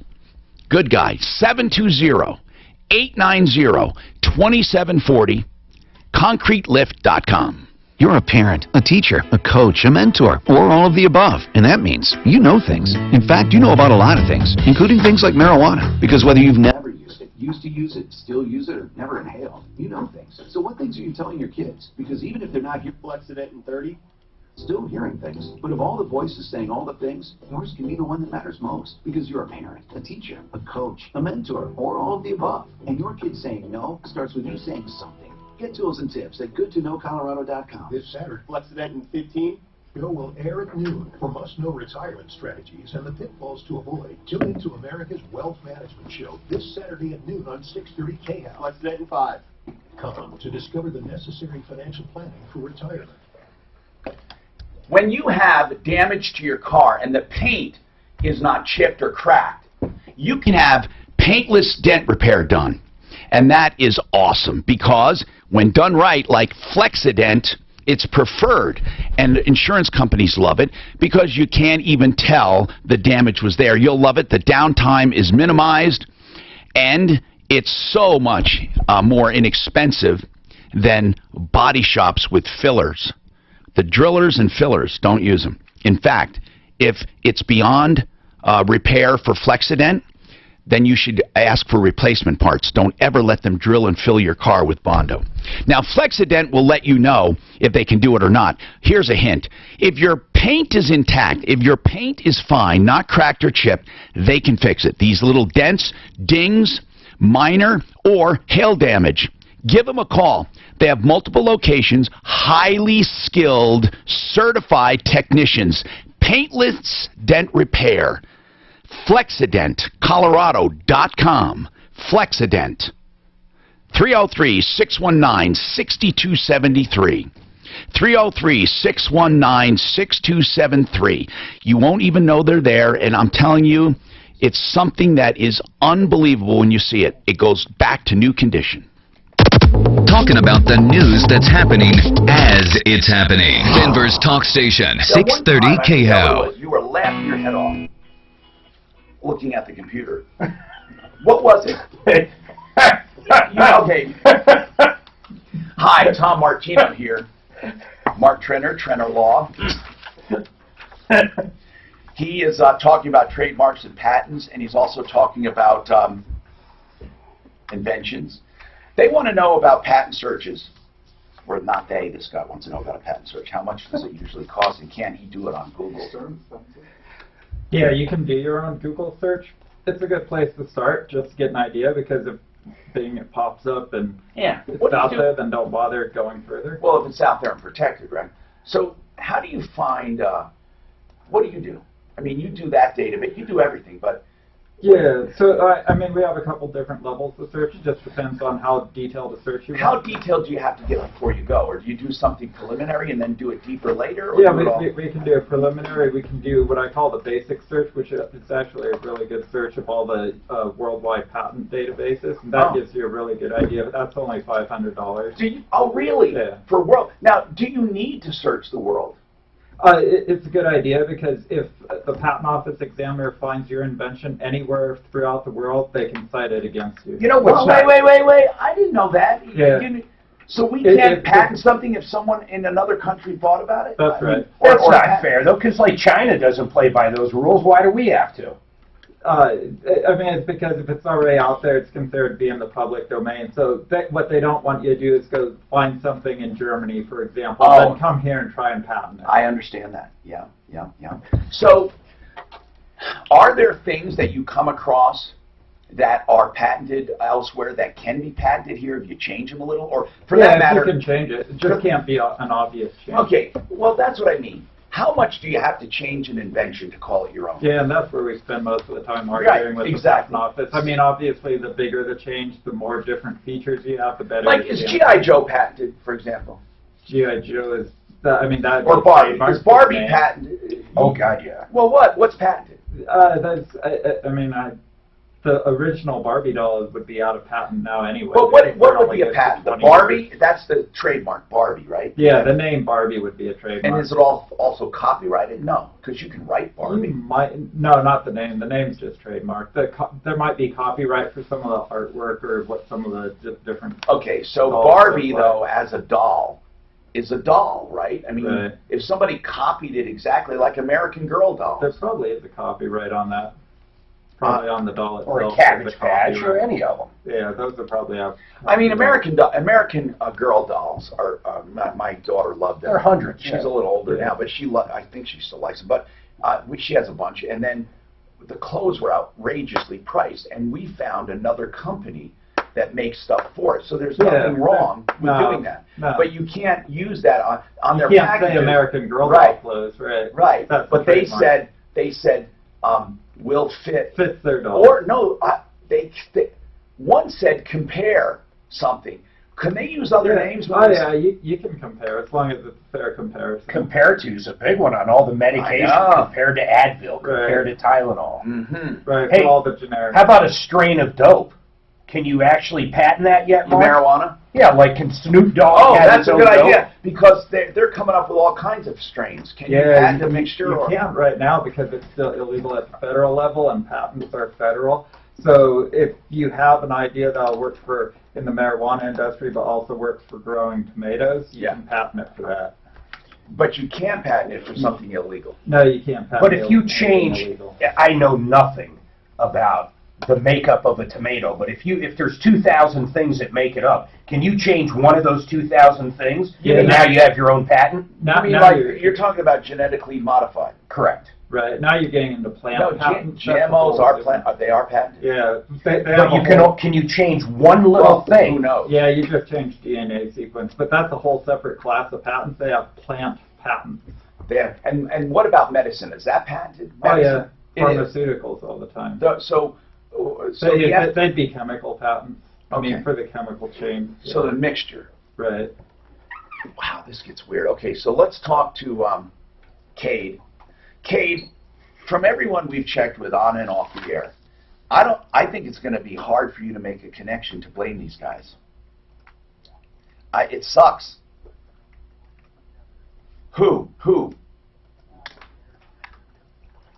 Well, why? The Arizona has nothing to do with it. Why would Arizona have anything to do with it? Oh. Do you have that in writing? Did you call them back? Not have it in writing, and I did call them back. And what did they say? Now they're saying that, well, if it wasn't under the warranty, you may want to try to hold them accountable and the Fort Collins dealership accountable. Well, Cade, will they chip in anything? Because anything you get would be gravy. These guys are good. Yeah. I mean, they sound like a good dealer. Do you think they'll chip in anything? I've been trying to, but I haven't made too much progress yet on this one. You sound like you know what you're doing. What are you studying? I am actually studying kitchen and bath design, but before that it was mechanical engineering. So kitchen and bath design. Weird. Yes. Yeah. So will you be an architect, basically? No, I will be a kitchen and bath designer, and actually am getting a job pretty soon in Crested Butte designing kitchens for some of the big homes. Very cool. So listen, Cade, we're baffled here because we can't make the connection. We can't probably help you. I just recommend you try to get what you can from them. But here's the good news, Cade, okay? The good news is even with that $600, you still have a smoking deal. You really do. Were you going to say something, Suzanne? Nope, just listening, Tom. All right, let's keep going, and I'm sorry John had to wait so long. Go ahead, John. I'm so sorry. What's happening? Hi there. How are you? What's going on, man? Hey, so I have a homeowners association. We've lived here for 11 years. Just give you a really quick background. There's 3 associations for one complex. One of the associations covers the amenities, which would be like the park, the grass, snow removal, all of that. Then there is 39 buildings that have 4 Okay, so hold on. So there's 2 HOAs? 3. I don't understand. So you have to pay 3 HOA fees? Well, no, there's one complex, 3 HOAs. But why 3 HOAs? Pays 2. Okay. Because there's an HOA for the condominiums and an HOA for the patio homes. So if you live in a patio home, I got it. You pay the patio home HOA and the amenities. If you live in the condominiums, you pay the condominium HOA and the amenities. Okay, I got it. So last year on June 5th, there was a huge hailstorm and several $1 million worth of damage to the Special condominium assessment. homes. Yep, so they did a special assessment. How much was it? The special assessment was $5,000 per unit. Oh my for the God! condominiums, My goodness! and that was to be paid over. And that's 10 what months. and you have the condo, right? No, I actually am in the patio homes, and the reason why. And how much is that assessment? No assessment because we were responsible for our own roofs and outside of the building. Oh, so hold my on. insurance I need to know where this is going. Hold on. I want to give you more time. I'll come right back to you, okay? 303-713-TALK, 713-8255. You know, we were speaking with Cade about his car in Arizona. Well, if you need a car, truck, SUV, or van, there's nothing like having a great dealer. That dealer took care of him. And if you, in Arizona, if you want someone to take care of you here, go to Rocky's. Rocky's at 63rd and Federal. They have all kinds of cars, trucks, vans, and SUVs. What do I mean by all kinds? I mean makes, models, model years from, you know, the early 2000s all the way up to 2015, 16. They don't have any 17s yet that I know. Now, here's the deal. Not only do they have great selection, but a great way of doing business. All the prices are clearly marked, and they give better trade values because they need the cars to sell there, and there's never any pressure. And when I say all kinds, I also mean colors and also options. If you're looking for a car, truck, SUV, or van, and you need maybe financing, they have 40 lenders to choose from. The message is clear. At least shop Rockies and see the difference. Take notes and then go to Rockies. 303-426-4646. They're open Monday through Saturday, 9 in the morning till 8 in the evening, 63rd and Federal. This report is brought to you by Napa Auto Parts. The big traffic story for the lunch hour drive is the closure of I-25 in both directions in the tech Watching center. Facebook Live for the first time. Oh, and they see me eating peanut butter? No, and I noticed Tom has pattern baldness. The way Male pattern baldness. the way the cameras are positioned, one gets a clear view of the top of Tom's head. He should find a sponsor that can fill in the dome of his head. I'm going to. It's, first of all, it's not bald yet, is it? It's pretty close. No. So listen, maybe, you know what? So all I could picture I'm was going to do that. creating a little ad this big and putting it over you like a yarmulke. I'm going to do it, though. You know I'm going to get that PRP, right? For my head. I thought you were trying the stem cells. No. That would be the most, if that worked, I'd invest. Seriously, that'd be incredible. John Fuller is an attorney, a personal injury attorney. You've heard him on the show plenty of times. He's our go-to expert when we have questions.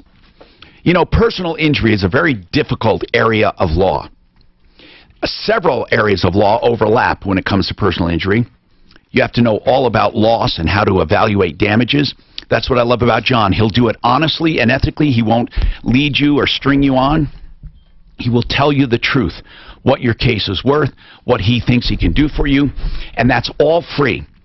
And then if you sign up, you only have to pay a small percentage of what you collect. 303-597-4500. 303-597-4500. When you think of personal injury, just think of John Fuller. You can find him on my referral list at referrallist.com. 303-597-4500. Michael Brown, afternoons 4 to 7. A feminist student group has filed a Title IX lawsuit against the college for failing to protect them from mean comments on the internet. Hey losers, just don't read the comments. Join me at 4 o'clock for more Irreverent Talk Radio. Ideal Home Loans. For your next ideal home loan with credit optimization in order to get even better rates. They also have the pick your term loan. You may not want to go back to 30 years. Pick whatever term you want. Refinance or Polyurethane is definitely a smaller hole. They will refinance you. Yeah, there's 4 things. Yeah, smaller hole. Also, it has, with big giant voids, you would not use it. Right. It would. No, but when you're talking about moving an entire slab too, you would use it. Mark, mudjacking will move a whole slab. I'm just reading off this guy's article. Devin, you mean? No, this is a company that does. Now, the poly has stronger lifting power, if that's what you mean. Yeah. Also, you can technically do peering with it. In other words, you can pump in dots, giant, then it'll go up like this, right? And then you do one over there. So it doesn't, you don't have to do the entire thing. You don't have to fill every void. It says it weighs 3 to 4 pounds per cubic foot compared to 100 to 150 per cubic foot of traditional mud. I'll take great care of it. If you're looking for a safe place to take care of all your dental needs, call Barrett's Dental. It costs a lot more. Art of Granite 4 or 5 times, right? Yeah. Or visit DenverDentist.com. Art of Granite is a place I talk about every day. And I really don't just talk about them here, but when people ask me, Tom, where can I get some great countertops or cabinets at great prices, I say Art of Granite. They do more than just granite. They have all kinds of stone countertops and solid surface. And what they like to do is let you buy the granite or stone you want on his wholesale account. They don't mark up the material at all. So you can buy it from him or buy it elsewhere. All he charges for is the fabrication and installation. That's it. He even tears out and hauls away the old stuff free. And if you do cabinets and a vanity in the kitchen, he'll do a vanity and, you do cabinets and a counter in the kitchen, he'll do the vanity and the cabinet in the bathroom. Anything you do in the kitchen, he'll do in the bathroom free. So, if you're looking for a great art and I mean a piece of art, because he puts up backsplashes sometimes that have mountain scenes on them. They're beautiful. You have to go to a showroom to really appreciate him. If you're looking for more than just a slap-together kitchen and you want something with an artistic flair, you're not going to pay for it. You're really paying what you would for normal granite, but you're going to get personalized attention. First of all, you send him some pictures and some measurements, he'll give you a rough price. Then he'll come out and template if you like that price and come up with a very specific price that will not change. Call him. Make an appointment. You will love the way he does business. 303-386-5919. 303-386-5919. artofgranite.net. Sean Hannity. President Trump fired the FBI director. Comey has failed you, the American people. Nothing but a political hack and would not deliver equal justice under the law. Hannity, coming up today at 1 on Denver's Talk Station, 630 KHOW. Hi, Tom Martino here. Mark Trenner, Trenner Law. We've been talking about patents and trademarks, patent searches. And really, I didn't realize this. You can do a patent search for around $500, which includes worldwide databases, which is wonderful. And by the way, when he's not here, he's at 720-221-3708. That's 720-221-3708 if you know someone looking for help. Okay, so he's got a dispute with the HOA, and it sounds like a doozy. First of all, here's what happened. He lives in an HOA that has a master HOA and then the unit HOA for the units. He lives in a townhome, and he pays the townhome HOA and the master HOA. There's been a special assessment for some damages done where they don't have enough money to do it. A special assessment can happen in a condo, and it's really, really devastating if you're not prepared for it. Now, some insurance policies will cover special assessments if what they are doing would be covered under insurance. For example, if, for example, they do a special assessment because the condo's roof is destroyed and they don't have enough money, then you can get insurance to pay for that special assessment under your condo insurance.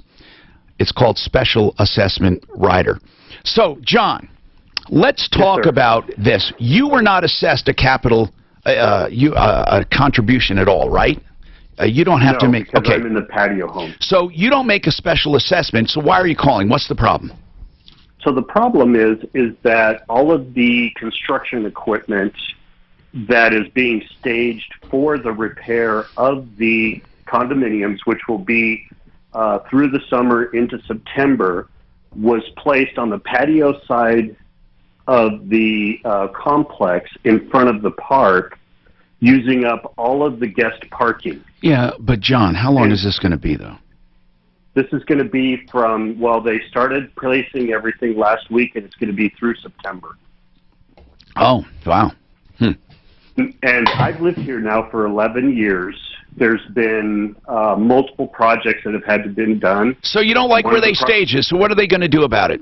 Did you tell them? Do you rent or own? You own, obviously. You own. We own. Okay, so... And we've communicated, we've called, we've emailed, we've written letters. I've taken pictures. I called out the fire department. The fire department said that... No violation. They would come out and measure because it could be a violation. Well, it could be. If it is, that's your quickest route. Let's send them a box of tissues. No, you're not sympathizing. Why, Mark? Well, they got to set it up somewhere. I know, and it's temporary. Well, there's other places that are totally legitimate to set it up. Why do you think they chose that location? Seriously. Seriously, they chose this location. Just randomly? No, it's not random. It's the most convenient from a logistics standpoint. Oh, good. Okay. Because there's 6 cutouts for guest parking. I understand. In other words, it makes sense. It's convenient, not for you, but if you were on the contracting end, you would like that location, right? If I were on the contracting end, I would like that location. Okay. I would guess there's nothing he can do about it. I don't think there is anything you can do about it, John, unless you got enough homeowners upset with you. Can you take some photographs? I've taken photographs. Can you send them? Yes. Okay, hold on. And I've got 142 signatures. If he's got 142 signatures, I want to get him back on tomorrow. I mean, he's at least doing something, so hold on. Also, Hank, you can call back tomorrow as well. We're simply out of time. Mark Trenner, Trenner Law, thanks for being here. And Risa, thank you very much for being here. Thank you for enlightening us about libraries. Save all your problems for me.